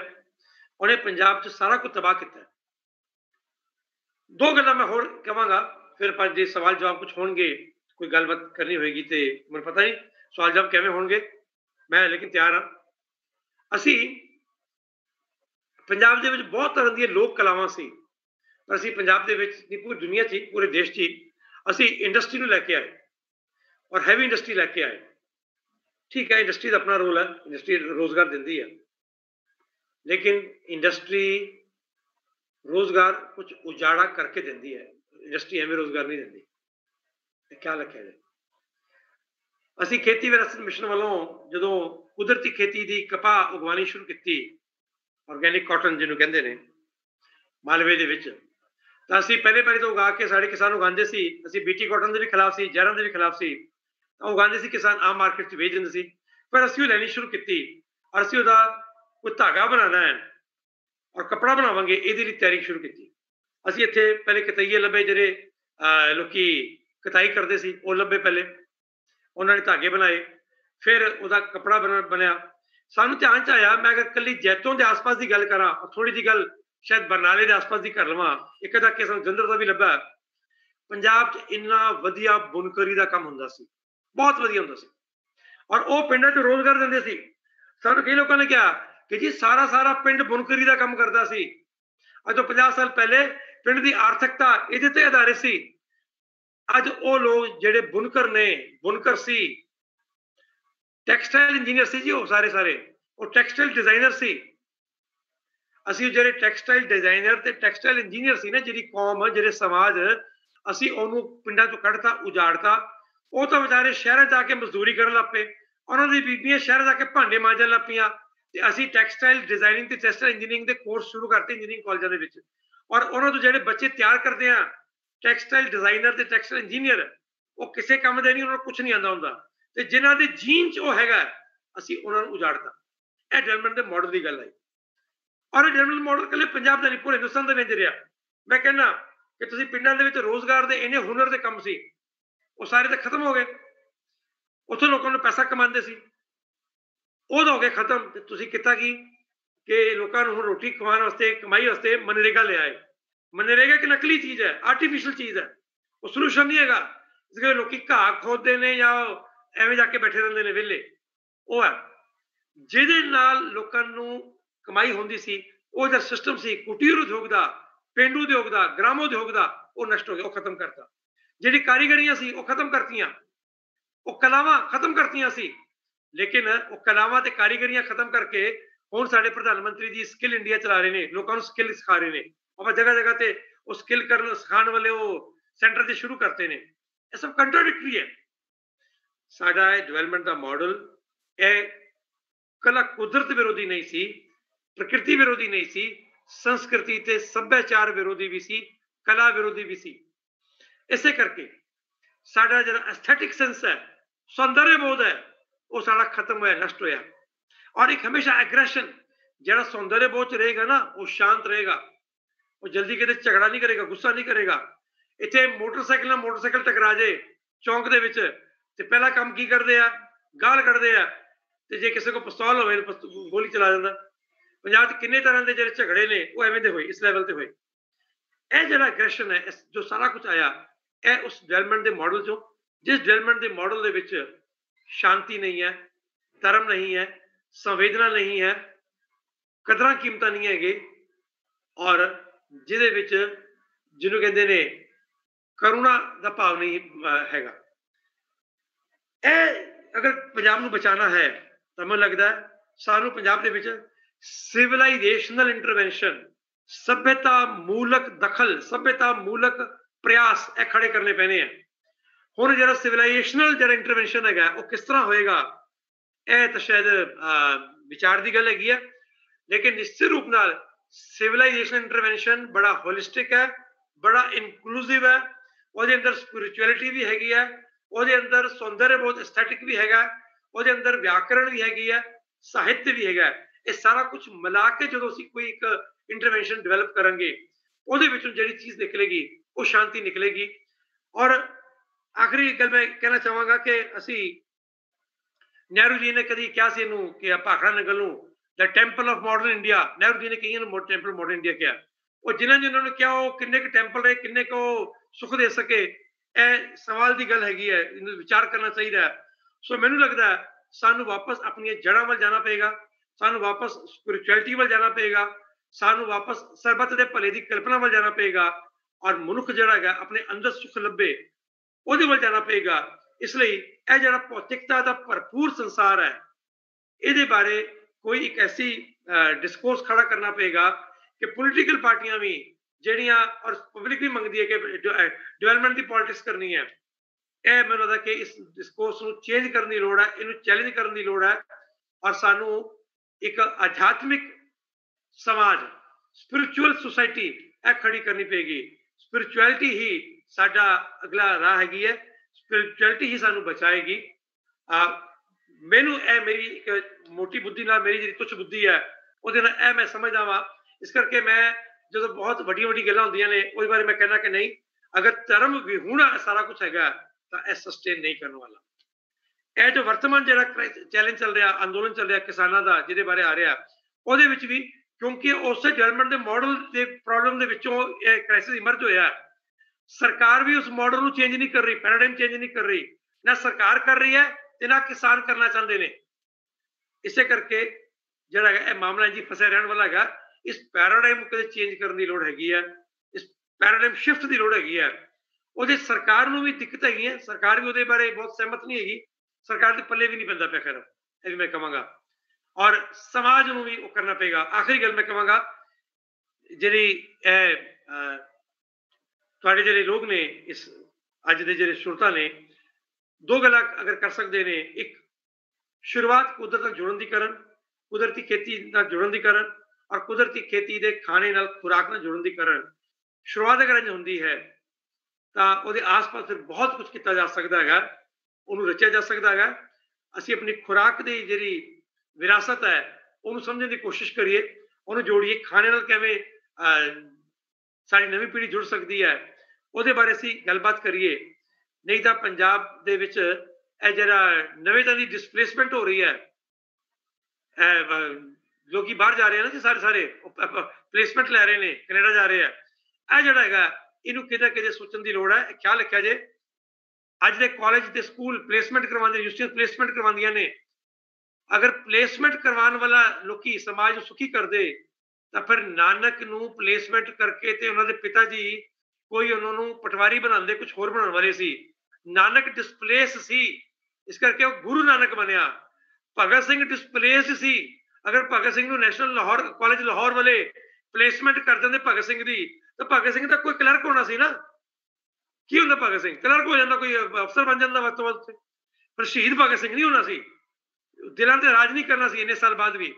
ਸੋ ਸਾਨੂੰ ਡਿਸਪਲੇਸਡ ਸੁਸਾਇਟੀ ਚਾਹੀਦੀ ਹੈ, ਜਿਹੜੇ ਸਮਾਜ ਦੇ ਚੰਗੇ ਤਰੀਕੇ, ਨਾਨਕ ਜਿਹਨੂੰ ਕਹਿੰਦੇ ਉਜੜੋ, ਜਿਹੜਾ ਭਲਾ ਕਰਦੇ ਸੀ, ਉਵੇਂ ਦੇ ਡਿਸਪਲੇਸ ਲੋਕ ਚਾਹੀਦੇ ਸਾਨੂੰ।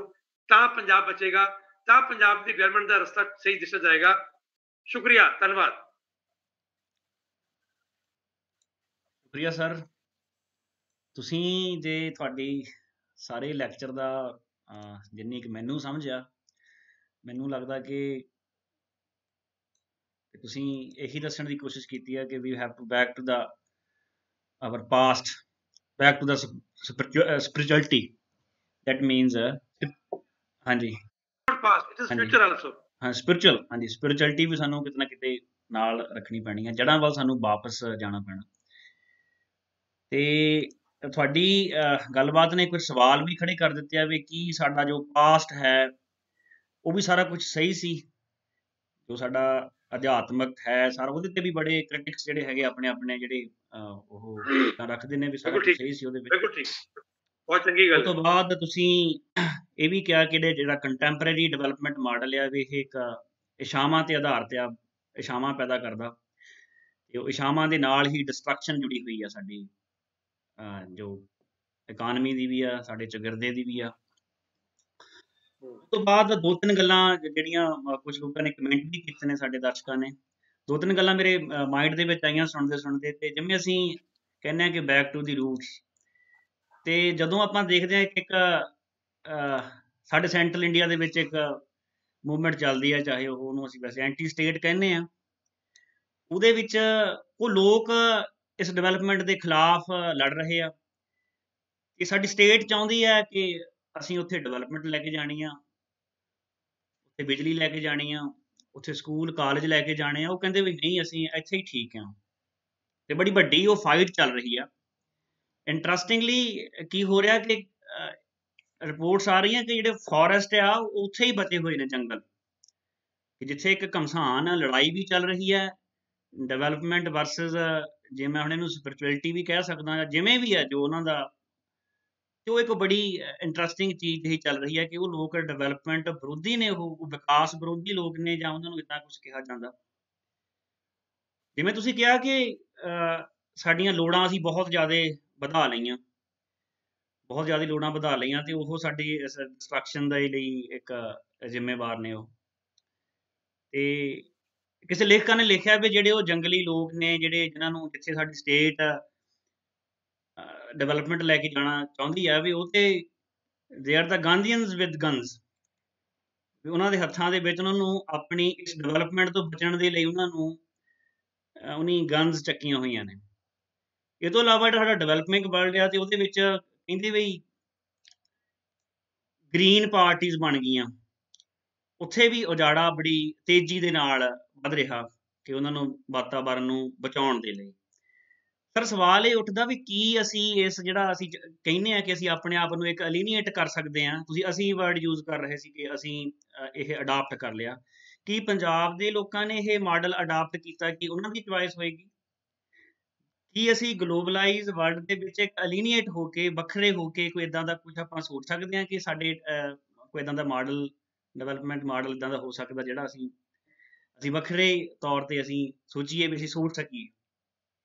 ਤੇ ਦੂਜੀ ਸਰ ਗੱਲ ਹੈ ਕਿ ਤੁਸੀਂ ਕੁਦਰਤੀ ਖੇਤੀ ਦੀ ਗੱਲ ਕੀਤੀ ਹੈ, ਤੇ ਜਿਹੜਾ ਸਾਡੇ ਦੇਸ਼ ਦੀ ਜਾਂ ਅਸੀਂ ਕਹੀਏ ਪੂਰੇ ਸਮਾਜ ਦੀ ਜਾਂ ਪੂਰੀ ਆਪਾਂ ਕਹਿ ਦਈਏ ਪੂਰੇ ਵਰਲਡ ਦੀ ਜਿਹੜੀ ਇੱਕ ਅੰਨ ਦੀ ਸਮੱਸਿਆ ਹੈ, ਕੀ ਉਹ ਜਿਹੜੀ ਆਰਗੈਨਿਕ ਖੇਤੀ ਕਹਿ ਲਈਏ ਵੀ ਇਹਨਾਂ ਤੋਂ ਬਿਨਾਂ ਵੀ ਕੀ ਉਹ ਪ੍ਰੋਬਲਮ ਤੁਹਾਨੂੰ ਲੱਗਦਾ ਵੀ ਉਹਦੇ 'ਚ ਕੋਈ ਸਮੱਸਿਆ ਆਏਗੀ? ਬਹੁਤ ਸਾਰੇ ਲੋਕ ਇਸ ਵਿਸ਼ੇ ਤੇ ਵੀ ਸਵਾਲ ਉਠਾਉਂਦੇ ਨੇ ਕਿ ਇਦਾਂ ਕੋਈ ਹੋ ਸਕਦਾ। ਜੇ ਤੁਸੀਂ ਇਹ ਤੇ ਕੋਈ ਗੱਲ ਕਹਿਣੀ ਚਾਹੋ ਤੇ। ਜੀ ਜੀ, ਪਹਿਲੀ ਗੱਲ ਤਾਂ ਕਹਿ ਕੇ ਦੁਨੀਆ ਦੇ ਵਿੱਚ ਐਵੇਂ ਦੀ ਕਈ ਸਟੱਡੀਜ਼ ਹੋਈਆਂ ਨੇ ਜਿਹੜੀਆਂ ਦੱਸਦੀਆਂ ਨੇ ਆਰਗੈਨਿਕ ਦੀ ਯੀਲਡ ਬਰਾਬਰ ਦੀ ਹੈ। ਮੈਂ ਇਹ ਗੱਲ ਕਹਾਂਗਾ ਪੰਜਾਬ 'ਚ ਬਹੁਤ ਲੋਕ ਕੁਦਰਤੀ ਖੇਤੀ ਕਰ ਰਹੇ ਨੇ, ਇੱਕ ਕਣਕ ਨੂੰ ਛੋੜ ਕੇ ਬਾਕੀ ਸਾਰੀ ਚੀਜ਼ਾਂ 'ਚ ਝਾੜ ਜਾਂ ਕੈਮੀਕਲ ਖੇਤੀ ਨਾਲੋਂ ਵੱਧ ਹੈ ਜਾਂ ਬਰਾਬਰ ਹੈ। ਕਣਕ 'ਚ ਪੰਜਾਬ 'ਚ ਕਿਉਂਕਿ ਅਸੀਂ ਦੋਨੋਂ ਜਿਹੜੀਆਂ ਕ੍ਰੌਪ ਸਾਈਕਲ ਹੈ, ਵੀਟ ਐਂਡ ਪੈਡੀ, ਤੇ wheat and paddy crop cycle ਦੇ ਵਿੱਚ ਜਿਹੜੀ ਹੈਗੀ ਹੈ ਉਹ ਕਣਕ ਦਾ ਝਾੜ ਠੀਕ ਨਹੀਂ ਸਾਡੇ ਕੋਲ ਆ ਪਾ ਰਿਹਾ। ਉਹ ਕਿਸੇ 12 ਕੁਇੰਟਲ ਜਾਂ ਕਦੇ 15-16 ਕੁਇੰਟਲ ਤੱਕ ਜਾਂਦਾ, ਪਰ ਜਿੱਥੇ ਅਸੀਂ ਕ੍ਰੌਪ ਸਾਈਕਲ ਨੂੰ ਠੀਕ ਤਰ੍ਹਾਂ ਮੈਨੇਜ ਕਰ ਲੈਂਦੇ ਹਾਂ ਉੱਥੇ ਉਹ ਵੱਧ ਵੀ ਜਾਂਦਾ। ਪਹਿਲੀ ਗਲਤੀ ਕਹੇਗੀ। ਦੂਜਾ ਕੀ ਹੈਗਾ, ਦੁਨੀਆ ਦੇ 400 ਵਿਗਿਆਨੀਆਂ ਨੇ ਇੱਕ ਇੰਟਰਨੈਸ਼ਨਲ ਜਿਹੜੀ ਸਟੱਡੀ ਹੋਈ ਸੀ ਔਰ ਇੱਕ ਜਿਹੜੀ ਐਗਰੀਕਲਚਰ ਸਾਇੰਸ ਦੇ ਉੱਤੇ ਇੱਕ ਕਦਾ ਸਟੇਟਮੈਂਟ ਹੈਗੀ ਹੈ, ਉਹ ਸ਼ੇਅਰ ਕੀਤਾ ਇਸ ਤੱਕ ਕਦੀ, ਜਿਸ ਵਿੱਚ ਦੱਸਿਆ ਕਿ only natural organic farming can sustain the world and can feed the world. Organic farming, natural farming soil health ਨੂੰ ਇੰਪਰੂਵ ਕਰਦੀ ਹੈ, ਨਾਲ ਨਾਲ ਜਿਹੜੀ ਕੈਮੀਕਲ ਖੇਤੀ ਹੈ ਉਹ ਸੋਇਲ ਹੈਲਥ ਨੂੰ ਇੰਪਰੂਵ ਨਹੀਂ ਕਰਦੀ, ਉਹ ਡਿਸਟਰਕਟ ਕਰ ਰਹੀ ਹੈ। ਖਿਆਲ ਰੱਖਿਆ ਜੀ, ਗਰਾਊਂਡ ਵਾਟਰ ਨੂੰ ਡਿਸਟਰੋਏ ਕਰ ਰਹੀ ਹੈ। ਆਰਗੈਨਿਕ ਫਾਰਮਿੰਗ ਗਰਾਊਂਡ ਵਾਟਰ ਨੂੰ ਬਚਾ ਵੀ ਰਹੀ ਹੈ। ਪੰਜਾਬ ਦੇ ਵਿੱਚ ਕਿੰਨੇ ਸਾਡੇ ਆਰਗੈਨਿਕ ਫਾਰਮਿੰਗ ਵਾਲੇ ਖੇਤ ਨੇ, ਕਿਸਾਨ ਜਿਹਨਾਂ ਦੇ ਖੇਤ 'ਚ ਮੀਂਹ ਪੈਂਦਾ ਹੈ ਸਾਰਾ ਪਾਣੀ ਥੱਲੇ ਚਲਾ ਜਾਂਦਾ, ਥੱਲੇ ਗਰਾਊਂਡ ਵਾਟਰ ਰਿਚਾਰਜ ਹੁੰਦਾ, ਔਰ ਨਾਲ ਦਾ ਗੁਆਂਢ ਦਾ ਖੇਤ ਹੈ ਕੈਮੀਕਲ ਖੇਤ, ਉਹ ਪਾਣੀ ਰੁੜ ਕੇ ਬਾਹਰ ਜਾਂਦਾ, ਸੋਇਲ ਇਰੋਜ਼ਨ ਵੀ ਕਰਦਾ ਤੇ ਬਾੜ ਦਾ ਵੀ ਹੁੰਦਾ, ਉਹ ਪਾਣੀ ਵੀ ਇਕੱਠਾ ਕਰਦਾ ਕਿਤੇ। ਇਹ ਗੱਲ ਹੈਗੀ। ਸੋ ਕੁਦਰਤੀ ਖੇਤੀ ਵੱਲ ਕੰਮ ਹੋਣਾ ਚਾਹੀਦਾ। ਕੁਦਰਤੀ ਖੇਤੀ ਵੱਲ ਤਾਂ ਸਰਕਾਰਾਂ ਨੇ ਕੰਮ ਕੀਤਾ ਹੀ ਨਹੀਂ। ਕੁਦਰਤੀ ਖੇਤੀ ਦੇ ਉੱਤੇ ਤਾਂ ਰਿਸਰਚ ਕਿਤੇ ਹੋਈ ਨਹੀਂ। ਕੁਦਰਤੀ ਖੇਤੀ ਤੇ ਜੋ ਕੁਝ ਵੀ ਕੰਮ ਹੋਇਆ ਹੈ ਉਹ ਕਿਸਾਨਾਂ ਨੇ ਆਪਣੇ ਦਮ ਤੇ, ਆਪਣੇ ਖੂਨ ਪਸੀਨੇ ਆਂਸੂ ਨਾਲ ਕੀਤਾ ਹੈ। ਸਰਕਾਰਾਂ ਨੇ ਕੁਝ ਨਹੀਂ ਕਰਵਾਇਆ। ਕਾਸ਼ ਸਰਕਾਰਾਂ ਨੇ ਕਰਵਾਇਆ ਹੁੰਦਾ। ਹਿੰਦੁਸਤਾਨ ਦੀ ਘੱਟੋ ਘੱਟ ਕੋਈ ਇੱਕ ਯੂਨੀਵਰਸਿਟੀ ਤਾਂ ਆਰਗੈਨਿਕ ਫਾਰਮਿੰਗ ਤੇ ਬਣਦੀ। ਹਿੰਦੁਸਤਾਨ 'ਚ 600 ਦੇ ਆਸ-ਪਾਸ ਕ੍ਰਿਸ਼ੀ ਵਿਗਿਆਨ ਕੇਂਦਰ ਹੈ, ਕੋਈ ਇੱਕ ਕ੍ਰਿਸ਼ੀ ਵਿਗਿਆਨ ਕੇਂਦਰ ਤਾਂ ਪੂਰੀ ਤਰ੍ਹਾਂ ਆਰਗੈਨਿਕ ਫਾਰਮਿੰਗ ਨੂੰ ਸਮਰਪਿਤ ਹੁੰਦਾ ਨਹੀਂ ਸੀ।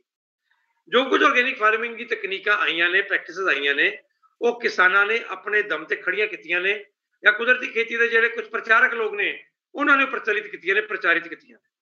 ਸੋ ਕੁਦਰਤੀ ਖੇਤੀ ਤੇ ਗਵਰਨਮੈਂਟ ਵੱਲੋਂ ਕੰਮ ਹੋਣਾ ਚਾਹੀਦਾ, ਗਵਰਨਮੈਂਟ ਵੱਲੋਂ ਕੰਮ ਨਹੀਂ ਹੋਇਆ। ਸੋ ਉਹ ਅਜੇ ਉਹਦੀ ਜਿਹੜੀ ਸੀਮਾਵਾਂ ਨੇ, ਉਹ ਸੀਮਾਵਾਂ ਤਾਂ ਨੇ ਕਿ ਜਿੱਥੇ ਕੰਮ ਹੀ ਨਹੀਂ ਹੋਇਆ, ਔਰ ਜਿਹੜੀ ਤਾਕਤ ਹੈਗੀ ਹੈ ਉਹ ਤਾਕਤ ਬੇਸ਼ਾ ਤਾਕਤ ਹੈਗੀ ਹੈ।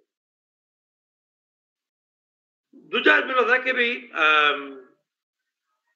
ਕੁਦਰਤੀ ਖੇਤੀ ਤੇ ਇੱਕ ਹੋਰ ਜਿਹੜਾ ਸਿਧਾਂਤ ਹੈਗਾ ਕਿ ਤੁਸੀਂ ਵਨ ਸੁਵੰਨਤਾ ਵਾਲਾ ਭੋਜਨ ਉਗਾਓ। ਸਾਡੇ ਜਿੰਨੇ ਕੁਦਰਤੀ ਖੇਤੀ ਵਾਲੇ ਕਿਸਾਨ ਨੇ ਉਹ ਕੋਈ 20 ਫਸਲਾਂ ਉਗਾਉਂਦਾ, ਕੋਈ 40 ਫਸਲਾਂ ਉਗਾਉਂਦਾ, ਕੋਈ 50 ਉਗਾਉਂਦਾ, ਕੋਈ ਮਹਾਂਪੁਰਸ਼ 100 ਫਸਲਾਂ ਵੀ ਉਗਾਉਂਦਾ ਸਾਲ। ਉਹ ਭਾਵੇਂ 100 ਫਸਲਾਂ ਥੋੜਾ ਲਗਾਵੇ, ਭਾਵੇਂ ਇੱਕ ਮਰਲਾ ਲਗਾਵੇ, ਉਹ ਇੰਨੀ ਥੋੜੀ ਜ਼ਮੀਨ ਹੈ ਆਪਣੇ ਪਰਿਵਾਰ ਦੀ ਜ਼ਰੂਰਤਾਂ ਪੂਰੀਆਂ ਵਾਸਤੇ, ਉਹ ਵੀ ਇੱਕ ਮਾਡਲ ਹੈਗਾ, ਉਹਨੂੰ ਵੀ ਸਮਝਣਾ ਪਏਗਾ। ਔਰ ਬਹੁਤ ਮਾਡਲ ਨੇ, ਆਪਾਂ ਉਹ ਤੇ ਵੀ ਡਿਟੇਲ 'ਚ ਗੱਲ ਕਰ ਸਕਦੇ ਹਾਂ। ਲੇਕਿਨ ਇਹ ਖਿਆਲ ਰੱਖਿਆ ਜੇ ਕੁਦਰਤੀ ਖੇਤੀ ਹੀ ਪੰਜਾਬ ਨੂੰ ਬਚਾਏਗੀ, ਕੁਦਰਤੀ ਖੇਤੀ ਹੀ ਭਾਰਤ ਦੇ ਕਿਸਾਨ ਨੂੰ ਬਚਾਏਗੀ। ਜਿੱਥੇ ਜਿੱਥੇ ਕੈਮੀਕਲ ਖੇਤੀ ਗਈ ਹੈ, ਇੰਟੈਂਸਿਵ ਐਗਰੀਕਲਚਰ ਗਈ ਹੈ, ਉੱਥੇ ਉੱਥੇ ਕਿਸਾਨਾਂ ਦੀ ਖੁਦਕੁਸ਼ੀਆਂ ਹੋਈਆਂ ਨੇ।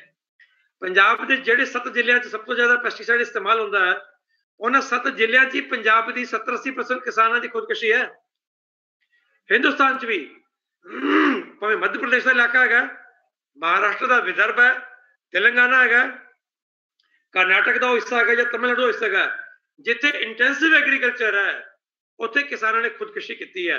ਜਿੱਥੇ ਇੰਟੈਂਸਿਵ ਐਗਰੀਕਲਚਰ ਨਹੀਂ ਸੀ ਉਹ ਭਾਵੇਂ ਫਿਰ ਉੜੀਸਾ ਹੈ, ਨਾਰਥ ਈਸਟ ਹੈ, ਉੱਥੇ ਕਿਸਾਨਾਂ ਦੀ ਖੁਦਕੁਸ਼ੀ ਨਹੀਂ ਹੈ। ਈਵਨ ਪੰਜਾਬ ਦੇ ਵਿੱਚ ਜਿਹੜੇ ਸੰਗਰੂਰ, ਮਾਨਸਾ, ਬਠਿੰਡਾ, ਬਰਨਾਲਾ, ਮੁਕਤਸਰ, ਫਰੀਦਕੋਟ ਔਰ ਕੁਛ ਹੱਦ ਤੱਕ ਪਟਿਆਲਾ ਦਾ ਏਰੀਆ, ਇੱਥੇ ਪੈਸੇਂਜਰ ਜ਼ਿਆਦਾ ਸੀ, ਇੱਥੇ ਖੁਦਕੁਸ਼ੀਆਂ ਜ਼ਿਆਦਾ ਮਿਲੀਆਂ ਨੇ। ਤੁਸੀਂ ਕੰਢੀ ਦੇ ਇਲਾਕੇ 'ਚ ਖੁਦਕੁਸ਼ੀ ਲੱਭ ਕੇ ਦਿਖਾਓ ਜਰਾ, ਸ਼ਾਇਦ ਮਿਲੇਗੀ, ਕਦੀ ਹੋ ਜਾਏਗੀ, ਲੱਭ ਕੇ ਦਿਖਾਓ। ਪਠਾਨਕੋਟ ਦੇ ਧਾਰ ਬਲਾਕ 'ਚ ਲੱਭੋ ਤੇ ਤੁਹਾਨੂੰ ਧਿਆਨ 'ਚ ਆਏਗਾ। ਪੰਜਾਬ ਦੇ ਵਿੱਚ ਹੀ ਜਿੱਥੇ ਇੰਟੈਂਸਿਵ ਐਗਰੀਕਲਚਰ ਨਹੀਂ ਹੈਗੀ, ਜਿੱਥੇ ਕੈਮੀਕਲਸ ਘੱਟ ਵਰਤੇ ਜਾਂਦੇ ਨੇ, ਉੱਥੇ ਕਿਸਾਨਾਂ ਦੀ ਖੁਦਕੁਸ਼ੀ ਨਹੀਂ ਹੈ। ਅਕ੍ਰੋਸ ਦਾ ਇੰਡੀਆ ਫਿਨੋਮੀਨਾ ਹੈਗੀ, ਪਹਿਲੀ ਗਲਤੀ ਕਹਿ ਰਿਹਾ। ਸੋ ਕੁਦਰਤੀ ਖੇਤੀ ਨੂੰ ਬੜੇ ਹੋਰ ਐਂਗਲ ਨਾਲ ਵੀ ਦੇਖਣਾ ਪਏਗਾ ਤੁਹਾਨੂੰ, ਔਰ ਪੂਰੇ ਦੇਸ਼ ਦੀ ਜ਼ਰੂਰਤ ਪੂਰੀ ਕਰੇਗੀ ਵੀ ਮੈਂ ਕਹਾਂਗਾ। ਇਹਦੇ ਲਈ ਗਵਰਨਮੈਂਟ ਆਫ ਇੰਡੀਆ ਦਾ ਇੱਕ ਸੈਂਟਰ ਹੈਗਾ, Indian Institute for Cropping System Research, Modipuram, Meerut ਦੇ ਕੋਲ। ਉਹਨਾਂ ਨੇ ਜਿਹੜੀ ਸਟੱਡੀ ਕੀਤੀ ਹੈ, ਉਹਨਾਂ ਨੇ ਵੀ ਪਾਇਆ ਕਿ 2-3 ਫਸਲਾਂ ਨੂੰ ਛੋੜ ਕੇ ਬਾਕੀ ਸਾਰੀਆਂ ਫਸਲਾਂ 'ਚ ਜਿਹੜਾ ਹੈਗਾ ਝਾੜ ਵਧਿਆ। ਆਂਧਰ ਪ੍ਰਦੇਸ਼ ਦੇ ਨੈਚੁਰਲ ਫਾਰਮਿੰਗ ਦਾ ਪੂਰਾ ਇੱਕ ਸਿਸਟਮ ਖੜਾ ਹੋਇਆ, ਗਵਰਨਮੈਂਟ ਆਫ ਆਂਧਰ ਪ੍ਰਦੇਸ਼ ਨੇ ਖੜਾ ਕੀਤਾ, ਝਾੜ ਵਧਿਆ ਉੱਥੇ ਵੀ, ਪਹਿਲੀ ਗਲਤੀ ਕਹੇਗੀ। ਦੂਜੀ ਜਿਹੜੀ ਗੱਲ ਸੀ, ਕਹਿੰਦੇ ਕਿ ਬਈ ਉਹ ਜਿਹੜਾ ਹੈਗਾ ਕਿ ਵਿਕਾਸ ਕਿਆ ਅੱਡ ਹੋ ਕੇ ਸੋਚਿਆ ਜਾ ਸਕਦਾ ਸੀ ਆਈਸੋਲੇਸ਼ਨ 'ਚ। ਮੈਂ ਤਾਂ ਪਹਿਲੇ ਕਿਹਾ ਕਿ ਜੋ ਹਿੰਦੁਸਤਾਨ ਨੇ ਮਾਡਲ ਅਡਾਪਟ ਕੀਤਾ ਜਾਂ ਪੂਰੀ ਦੁਨੀਆ ਅਡਾਪਟ ਕੀਤਾ, ਅਸੀਂ ਉਹੀ ਕੀਤਾ, ਅਸੀਂ ਬਲਾਈਂਡਲੀ ਫੋਲੋ ਕੀਤਾ। ਪਰ ਸਾਨੂੰ ਕੁਝ ਚੀਜ਼ਾਂ ਰੋਕਣੀ ਚਾਹੀਦੀਆਂ ਸੀ ਨਾ।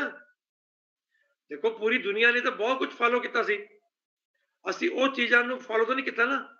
ਪੰਜਾਬ 'ਚ ਭਾਵੇਂ ਆ ਗਿਆ ਹੋਏਗਾ, ਕਈ ਗੜਬੜ ਚੀਜ਼ਾਂ ਸ਼ੁਰੂ ਹੋਈਆਂ ਹੋਣਗੀਆਂ, ਲੇਕਿਨ ਅਸੀਂ ਉਹਨਾਂ ਸਮਾਜਿਕ ਤੌਰ ਤੇ ਨਿਸ਼ੇਧ ਕਰਦੇ ਹਾਂ, ਵਿਰੋਧ ਕਰਦੇ ਹਾਂ। ਸਿਮਿਲਰਲੀ ਸਾਨੂੰ ਡਿਵੈਲਪਮੈਂਟ ਦੇ ਮਾਡਲ ਦੇ ਬਾਰੇ ਵੀ, ਆਪਣੇ ਮਾਡਲ ਦੇ ਬਾਰੇ ਸੋਚਣਾ ਚਾਹੀਦਾ ਸੀ।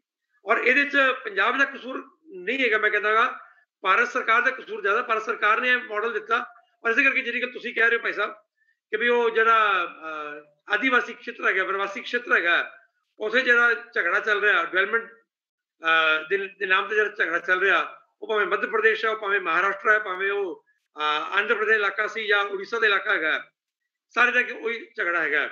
ਉਹ ਡਿਵੈਲਪਮੈਂਟ ਵਰਸਸ ਸਸਟੇਨੇਬਿਲਿਟੀ ਜਾਂ ਨੇਚਰ ਦੀ ਗੱਲ ਹੈਗੀ ਹੈ।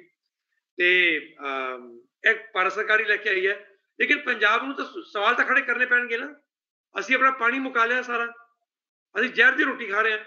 ਅੱਜ ਪੰਜਾਬ ਦੇ ਵਿੱਚ ਜਿਨ੍ਹਾਂ ਘਰਾਂ ਨੂੰ ਕੁਛ ਸਰਦਾ ਪੁੱਜਦਾ ਹੈਗਾ, ਉਹ ਪੰਜਾਬ ਦੀ ਕਣਕ ਤਾਂ ਖਾ ਕੇ ਰਾਜੀ ਨਹੀਂ ਹੈਗੇ, ਉਹ ਤਾਂ ਮੱਧ ਪ੍ਰਦੇਸ਼ ਦੀ ਕਣਕ ਖਾ ਕੇ ਰਾਜੀ ਨੇ।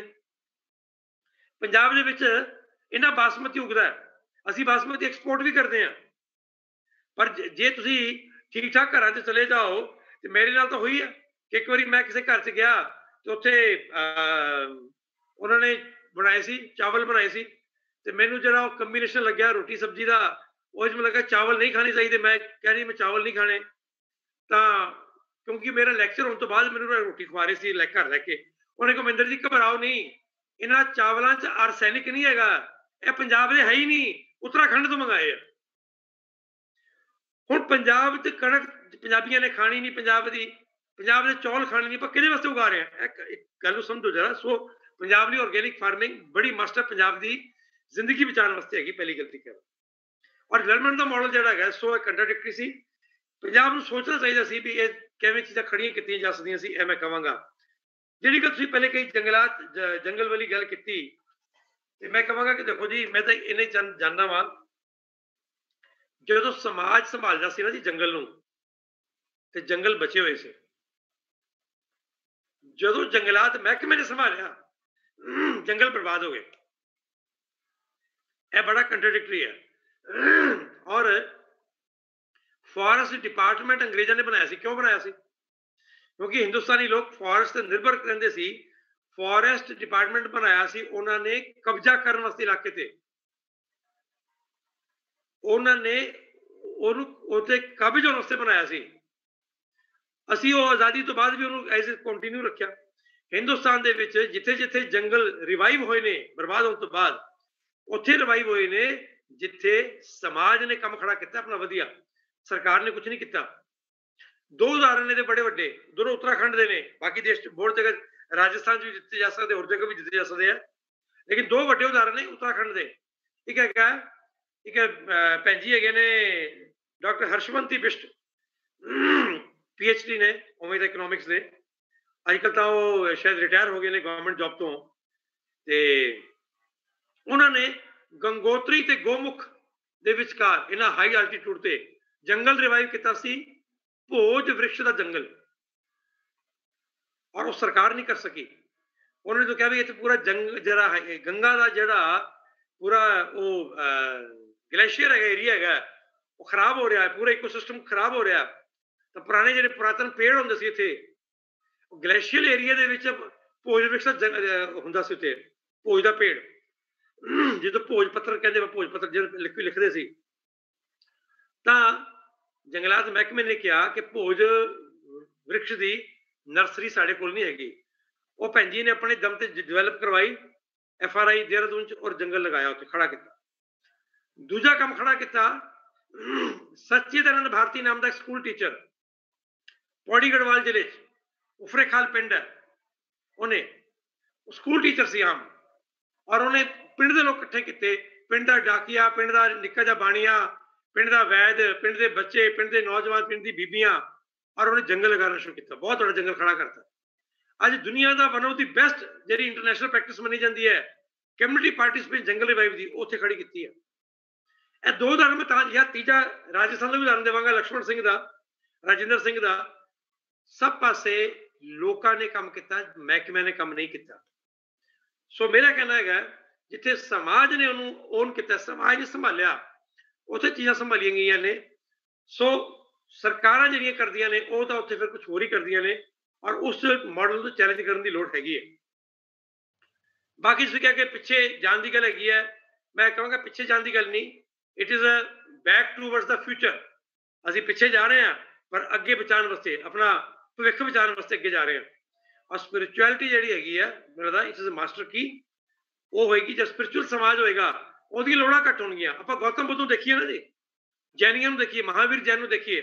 ਮੈਨੂੰ ਪਤਾ ਨਹੀਂ ਤੁਸੀਂ ਕਿਸੇ ਜੈਨੀ ਜੇ ਸਮਾਜ ਹੈਗਾ, ਕਿਸੇ ਜੈਨੀ ਬਾਬੇ ਦੇ ਜਿਹੜਾ ਦਿਗੰਬਰਾਂ ਦੇ ਬਾਰੇ ਤਾਂ ਚਲੋ ਪੰਜਾਬ ਦੇ ਲੋਕੀ ਥੋੜਾ ਅਲੱਗ ਤਰ੍ਹਾਂ ਸੋਚਦੇ ਨੇ, ਜਿਹੜੇ ਕੱਪੜੇ ਨਹੀਂ ਪਾਉਂਦੇ। ਜਿਹੜੇ ਸ਼ਵੇਤਾਂਬਰ ਨੇ, ਕਿਸੇ ਸ਼ਵੇਤਾਂਬਰ ਜੈਨ ਸੰਨਿਆਸੀ ਨੂੰ ਜਦ ਜਾ ਕੇ ਮਿਲੋ, ਮੈਨੂੰ 2 ਵਾਰੀ ਜਾਣਾ ਪਿਆ, ਧਿਆਨ ਚ ਆ ਕੇ ਕੋਰ ਕਰਨੀ ਹੈ, ਜੋ ਚਮਾਸਾ ਹੈਗਾ ਕੋਰ ਕਰਨੀ ਹੈ, ਪਰ ਉਹਨਾਂ ਦੇ ਕਮਰੇ 'ਚ ਇੱਕ ਤਖਤਪੋਸ਼, ਉਹਦੇ ਤੇ ਕੋਈ ਚੱਦਰ ਨਹੀਂ, ਕੁਛ ਨਹੀਂ, ਔਰ ਕੋਈ ਪੱਖਾ ਨਹੀਂ, ਹੱਥ ਦੀ ਪੱਖੀ। ਇਸ ਸਰੀਰ ਦੇ ਲਈ ਕੋਈ ਸੁੱਖ ਸੁਵਿਧਾ ਨਹੀਂ। ਔਰ ਮੈਂ ਗੱਲ ਜੋੜਾਂਗਾ, ਅਸੀਂ ਇਹ ਜਿਸ ਤਰ੍ਹਾਂ ਸਪਿਰਿਚੁਅਲਿਟੀ ਵਾਲਾ ਸਮਾਜ ਸੀ ਨਾ ਜੀ, ਉਹ ਆਪਣੀ ਜ਼ਰੂਰਤਾਂ ਨੂੰ ਸ਼ਾਂਤ ਕਰ ਲੈਂਦਾ ਸੀ। ਨਹੀਂ ਤਾਂ ਮਨੁੱਖ ਦੀ ਜ਼ਰੂਰਤਾਂ ਤਾਂ ਜਿੰਨੀ ਮਰਜ਼ੀ ਵਧਾ ਲਓ, ਵਾਸਨਾ ਜਿੰਨੀ ਮਰਜ਼ੀ ਵਧਾ ਲਓ, ਇਹ ਤਾਂ ਅੱਗ ਹੈ, ਜਿੰਨੀ ਮਰਜ਼ੀ ਵਧਾ ਲਓ। ਸੋ ਸਪਿਰਿਚੁਅਲਿਟੀ ਦੀ ਲੋੜ ਹੈ, ਸਸਟੇਨ ਕਰਨ ਵਾਸਤੇ ਵੀ ਸਪਿਰਿਚੁਅਲ ਸਮਾਜ ਹੀ ਬਚਾਏਗਾ। ਆਪਾਂ ਨੂੰ ਖਿਆਲ ਰੱਖਿਆ ਜੇ, ਭੂਟਾਨ ਦਾ ਐਗਜ਼ਾਮਪਲ, ਕਿ ਅਸੀਂ ਗ੍ਰੋਸ ਨੈਸ਼ਨਲ ਪ੍ਰੋਗਰੈਸ ਜਾਂ ਡਿਵੈਲਪਮੈਂਟ ਦੀ ਗੱਲ ਨਹੀਂ ਕੀਤੀ, ਗ੍ਰੋਸ ਨੈਸ਼ਨਲ ਹੈਪੀਨੈਸ ਦੀ ਗੱਲ ਕੀਤੀ ਹੈ। तो हैप्पीनेस इंडेक्स ਉਹਦੀ ਗੱਲ ਕਿਤੇ ਲਿਆਉਣ ਦੀ ਲੋੜ ਹੈਗੀ ਹੈ ਕਿਤੇ ਨਾ ਕਿਤੇ। ਬਿਲਕੁਲ ਸਰ, ਤੁਸੀਂ ਜਿਵੇਂ ਤੁਹਾਡਾ ਹੋਕਾ ਹੈ ਕਿ ਸਾਨੂੰ ਮੁੜ ਕੇ ਜਲ ਜੰਗਲ ਜ਼ਮੀਨ ਦੇ ਨਾਲ ਜੁੜਨ ਦੇ ਲਈ ਸਾਨੂੰ ਸਪਿਰਿਚੁਅਲਿਟੀ ਦਾ ਸਹਾਰਾ ਸਾਨੂੰ ਲੈਣਾ ਪੈਣਾ, ਤੇ ਬਿਲਕੁਲ ਇਸ ਤਰੀਕੇ ਵੱਲ ਵੀ ਸੋਚਿਆ ਜਾ ਸਕਦਾ ਤੇ ਇੱਕ ਮਿਸ਼ਨਰੀ ਅਪਰੋਚ ਹੋ ਸਕਦੀ ਆ ਇੱਧਰ ਨੂੰ ਲੈ ਕੇ ਜਾਣ ਦੀ। ਤੇ ਜਿਹੜਾ ਡਿਵੈਲਪਮੈਂਟ ਦਾ ਮਾਡਲ ਆ ਉਹ ਤੇ ਬਿਲਕੁਲ ਹੀ ਸਾਨੂੰ ਦੂਜੇ ਪਾਸੇ ਨੂੰ ਲੈ ਕੇ ਜਾ ਰਿਹਾ। ਸਰ ਅੱਜ ਇਸ ਲੈਕਚਰ ਨੂੰ ਬਹੁਤ ਸਾਰੇ ਕੁਛ ਨਵੇਂ ਸਾਡੇ ਦਰਸ਼ਕਾਂ ਨੇ ਵੀ ਸੁਣਿਆ, ਬਹੁਤ ਸਾਰੇ ਉਹਨੇ ਕਮੈਂਟ ਵੀ ਕੀਤੇ ਇਹਦੇ ਉੱਤੇ, ਤੇ ਉਹਨਾਂ ਦੇ ਵਿੱਚ ਜੇ ਮੈਂ ਨਾਮ ਲੈਣੇ ਚਾਹਾਂ, ਅਸੀਂ ਹਰ ਲੈਕਚਰ ਦੇ ਵਿੱਚ ਉਹਨਾਂ ਦੇ ਨਾਮ ਅਸੀਂ ਲੈਂਦੇ ਹੁੰਦੇ ਹਾਂ। ਉਹਨਾਂ ਦੇ ਵਿੱਚ ਰਾਜਪਾਲ ਸਿੰਘ ਰਾਮਾ ਨੇ, ਹਰਪਾਲ ਸਰ ਨੇ ਚੰਡੀਗੜ੍ਹ ਤੋਂ, ਜੋ ਸਾਡੇ ਮੈਂਟਰ ਵੀ ਨੇ ਸਾਡੇ ਐਕਸਪਲੋਰ, ਅਸੀਂ ਉਹਨਾਂ ਤੋਂ ਗਾਈਡੈਂਸ ਲੈਂਦੇ ਰਹਿੰਦੇ ਹਾਂ। ਉਸ ਤੋਂ ਬਾਅਦ ਮਨਭਵਨ ਕਾਲੋਂ ਨੇ, ਉਹ ਵੀ ਦੇਖ ਰਹੇ ਸੀ ਸਾਡਾ ਅੱਜ ਦਾ ਲੈਕਚਰ। ਉਹਨਾਂ ਤੋਂ ਬਾਅਦ ਨਿਖਿਲ ਸੰਗਰ, ਵੈਸ਼ਨੋ ਸ਼ਰਮਾ, ਪ੍ਰੋਫੈਸਰ ਸ਼ਾਮ ਸਿੰਘ, ਪ੍ਰੋਫੈਸਰ ਰਾਜ ਕੁਮਾਰ ਹੰਸ, ਪਰਮਿੰਦਰ ਸੋਢੀ ਸਰ,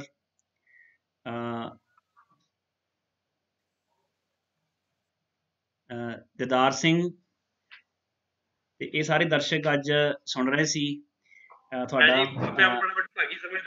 ਹਾਂਜੀ, ਮੈਂ ਬੜਾ ਭਾਸ਼ਾਈ ਸਮਝ, ਇੰਨੀ ਵੱਡੀਆਂ ਸ਼ਖਸੀਅਤਾਂ ਸੁਣੀਆਂ ਸੀ। ਹਾਂਜੀ, ਨਿਖਿਲ ਸਿੰਗਰ ਤੋਂ ਮੈਂ ਆਪ ਸਿੱਖਦਾ, ਨਿਕਲ ਸਿੰਗਰ ਜੰਗਲ, ਨਿਕਲ ਸਿੰਗਰ ਤੋਂ ਜੰਗਲ ਨੂੰ ਜ਼ਿਆਦਾ ਕੌਣ ਜਾਣਦਾ ਹੈ? ਨਿਕਲ ਸਿੰਗਰ ਹੀ ਜਾਂਦਾ ਪੰਜਾਬ 'ਚ ਤਾਂ। ਤੇ ਮੈਨੂੰ ਪਤਾ ਨਹੀਂ ਨਿਕਲ ਸਿੰਗਰ ਤੋਂ ਤੁਸੀਂ ਕਦੀ ਲੈਕਚਰ ਕਰਵਾਇਆ ਕਿ ਨਹੀਂ ਕਰਵਾਇਆ, ਤੇ ਜੇ ਨਹੀਂ ਕਰਵਾਇਆ ਤਾਂ ਨਿਕਲ ਸਿੰਗਰ ਦਾ ਲੈਕਚਰ ਜ਼ਰੂਰ ਕਰਵਾਓ। ਬਿਲਕੁਲ ਸਰ, ਵਿਚਾਰ ਕਰਾਂਗੇ, ਬਿਲਕੁਲ ਹੀ ਪੰਜਾਬ ਦੇ ਜੰਗਲ ਤੇ ਪੰਜਾਬ ਦਾ ਜੰਗਲੀ ਜੀਵ ਜਿਹੜਾ ਜੀਵਨ ਹੈਗਾ ਉਹਦੇ ਤੇ ਮੈਨੂੰ ਲੱਗਦਾ ਕਿ ਇਹ ਜਿਹੜਾ ਡਾਇਲੌਗ ਹੈਗਾ ਇਹ ਚੱਲਣਾ ਚਾਹੀਦਾ। ਜ਼ਰੂਰ ਔਖਾ ਹੋਏਗਾ, ਅਸੀਂ ਜਿੱਥੇ ਆ ਗਏ ਆ ਨਾ ਜੀ, ਜਿੱਥੇ ਅਸੀਂ ਆ ਗਏ ਆ ਉੱਥੋਂ ਵਾਪਸ ਮੁੜਨਾ ਔਖਾ ਲੱਗਦਾ ਹੈ, ਲੇਕਿਨ ਸਿਮਿਲਰ ਉਵੇਂ ਹੈਗਾ। ਅੱਜ ਤੋਂ 10-15 ਸਾਲ ਪਹਿਲੇ, 20 ਸਾਲ ਪਹਿਲੇ ਆਰਗੈਨਿਕ ਫਾਰਮਿੰਗ ਦੀ ਗੱਲ ਕਰਨ ਵੇਲੇ ਬੜਾ ਔਖਾ ਸੀ। ਮੈਂ ਜਦੋਂ ਪਹਿਲੀ ਵਾਰੀ ਆਰਗੈਨਿਕ ਫਾਰਮਿੰਗ ਦੀ ਗੱਲ ਸ਼ੁਰੂ ਕੀਤੀ 96-97 ਚ, ਮੈਂ ਦਿੱਲੀ ਰਹਿੰਦਾ ਸੀ, ਪੰਜਾਬ ਦਾ ਹੈਗਾ ਫਿਰੋਜ਼ਪੁਰ ਦਾ, ਪਰ ਮੈਂ ਦਿੱਲੀ ਰਹਿੰਦਾ ਸੀ। ਇੱਕ ਮੈਗਜ਼ੀਨ ਦਾ, ਛੋਟੀ ਮੋਟੀ ਮੈਗਜ਼ੀਨ ਦਾ ਸੰਪਾਦਕ ਦਾ ਸੀ ਮੈਂ। ਮੇਰੇ ਹੱਥ ਕੁਝ ਚੀਜ਼ਾਂ ਲੱਗ ਗਈਆਂ ਤੇ ਮੈਂ ਪੜ੍ਹਨ ਲੱਗ ਪਿਆ, ਤੇ ਫਿਰ ਮੈਂ ਸ਼ੁਰੂ ਹੋਇਆ। ਮੈਂ ਪੰਜਾਬ 'ਚ ਆਇਆ ਆਪਣੇ ਇੱਕ ਮਿੱਤਰ ਕੋਲ, ਮੈਂ ਟਾਈਮ ਲੈ ਰਿਹਾ ਤੁਹਾਡਾ, ਪਰ 2 ਮਿੰਟ ਘਟਨਾ ਸੁਣਾ ਚਾਹਾਂਗਾ। ਤੇ ਮੇਰੀ ਉਹ ਮੀਟਿੰਗ ਜੀ ਹੋਈ ਉੱਥੇ, 2-3 ਜਗ੍ਹਾ ਮੈਂ ਫੋਨ ਕਰਤੇ, ਯਾਰ ਮੈਂ ਆ ਰਿਹਾ ਤੇ ਮੀਟਿੰਗ ਕਰੋ ਕਿਸਾਨਾਂ ਦੀ, ਕਿਸਾਨ ਇਕੱਠੇ ਕਰੋ। ਉਹ ਕਹਿੰਦੇ ਕੀ ਕਰਨਾ ਹੈ? ਮੈਂ ਕਿਹਾ ਮੈਂ ਗੱਲਬਾਤ ਕਰਨੀ ਹੈ।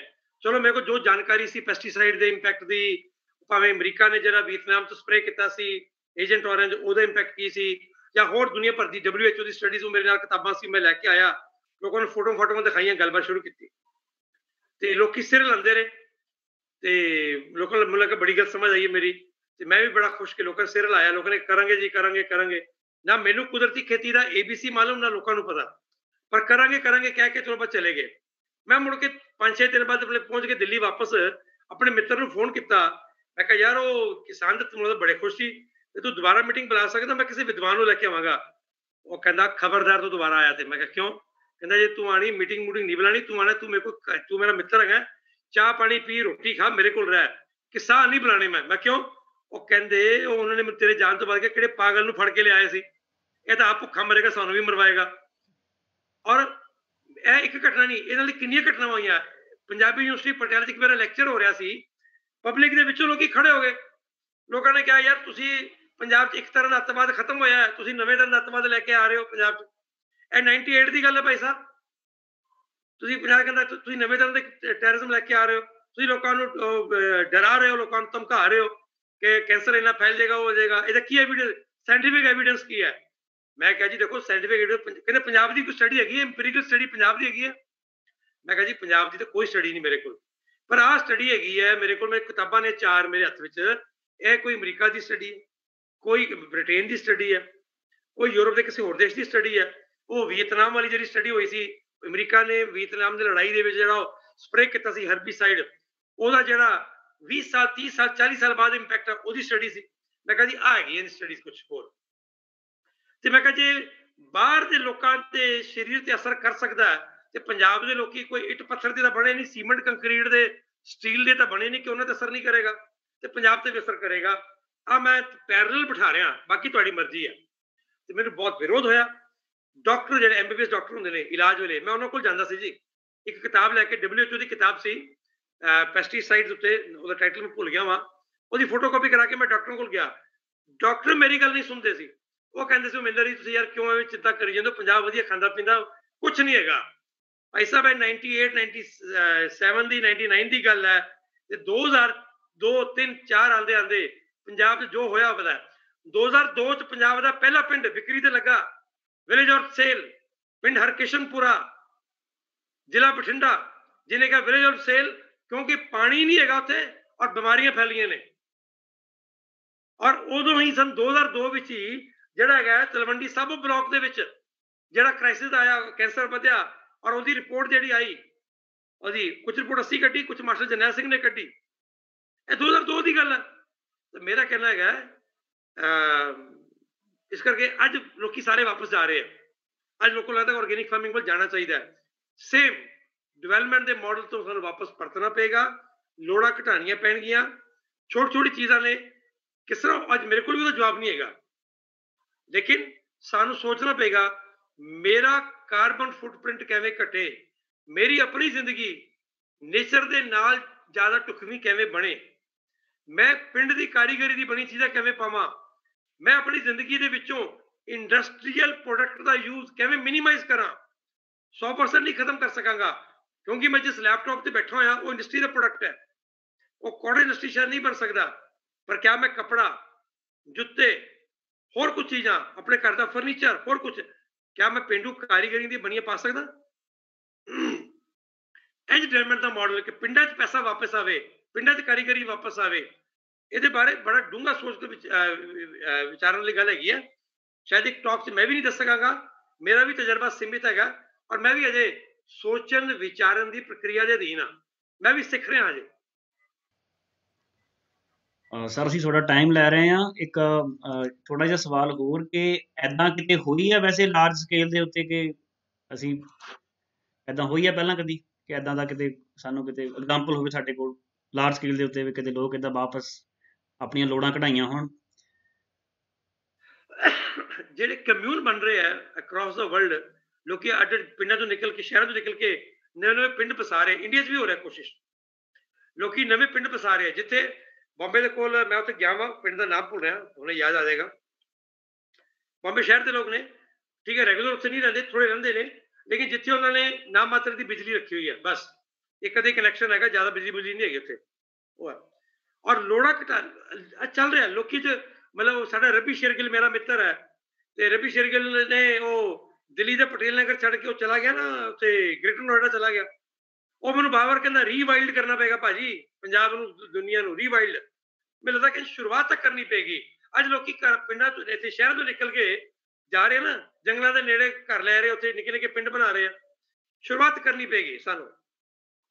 ਇਹ ਜਿਹੜੀ ਸਰਕਾਰਾਂ ਕਰ ਰਹੀਆਂ ਨੇ ਨਾ ਸਮਾਰਟ ਸਿਟੀ ਔਰ ਸਾਰਾ ਕੁਝ, ਇਹ ਬਹੁਤ ਗੜਬੜ ਹੈਗੀ ਹੈ। ਸਰਕਾਰਾਂ ਨੂੰ ਕਹਿਣ ਦੀ ਲੋੜ ਆ ਪਈ ਸਮਾਰਟ ਕੀ ਲੈ ਕੇ ਆ, ਕੀ ਕਨਸੈਪਟ ਹੈ। ਸਾਨੂੰ ਆਰਗੈਨਿਕ ਸਿਟੀ ਚਾਹੀਦੇ ਨੇ, ਕਿਤੇ ਕਿਤੇ ਕੁਝ ਗ੍ਰੀਨ ਸਿਟੀ ਚਾਹੀਦੇ ਆ। ਕਿਸ ਤਰ੍ਹਾਂ ਹੋਣਗੇ, ਇਹ ਸੋਚਣ ਦੀ ਲੋੜ ਹੈਗੀ ਸਾਨੂੰ। ਬਿਲਕੁਲ ਸਰ, ਮੈਨੂੰ ਲੱਗਦਾ ਸਾਨੂੰ ਬਹੁਤ ਕੁਝ ਰੀਸਟਰਕਚਰ ਜਾਂ ਸਾਰਾ ਕੁਝ ਢਾਹ ਕੇ ਬਣਾਉਣ ਦੀ ਲੋੜ ਹੈ।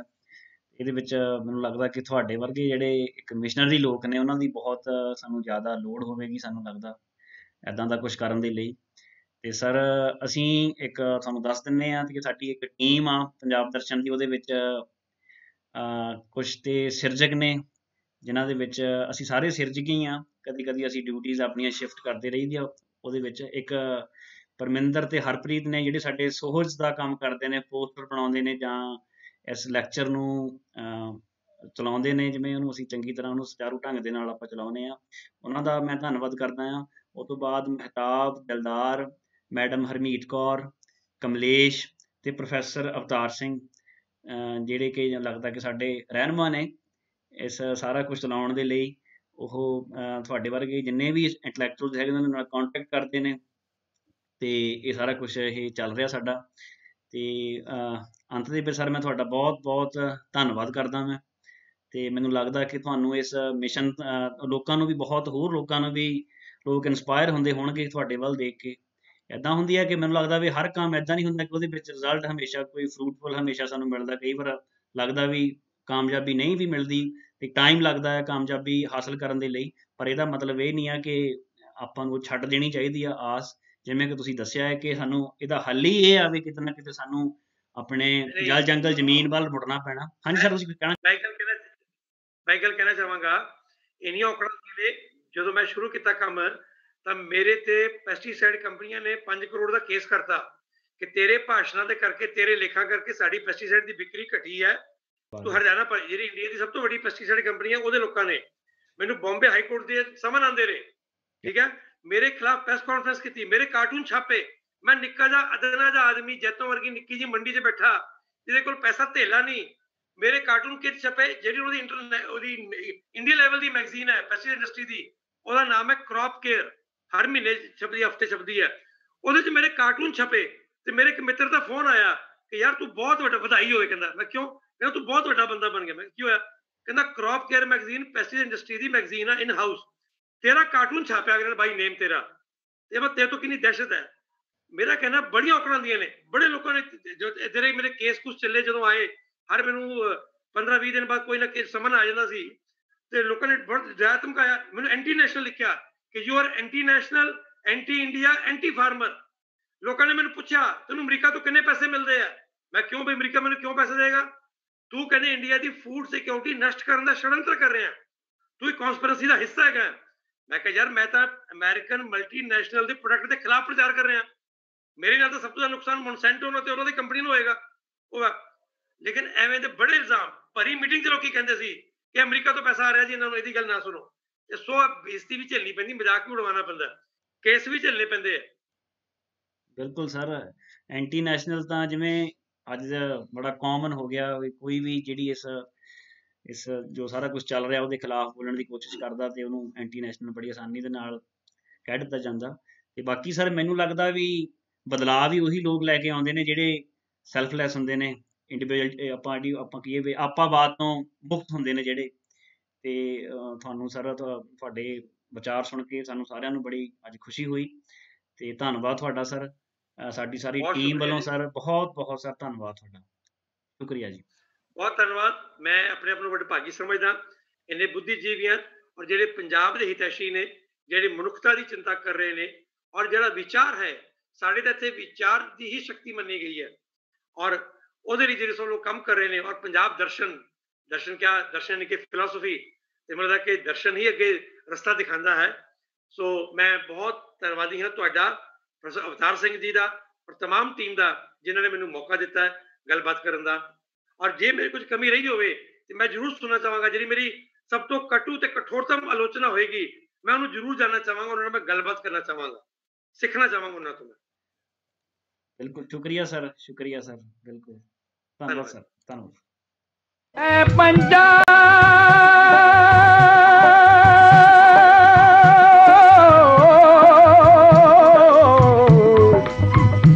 ਐ ਪੰਜਾਬ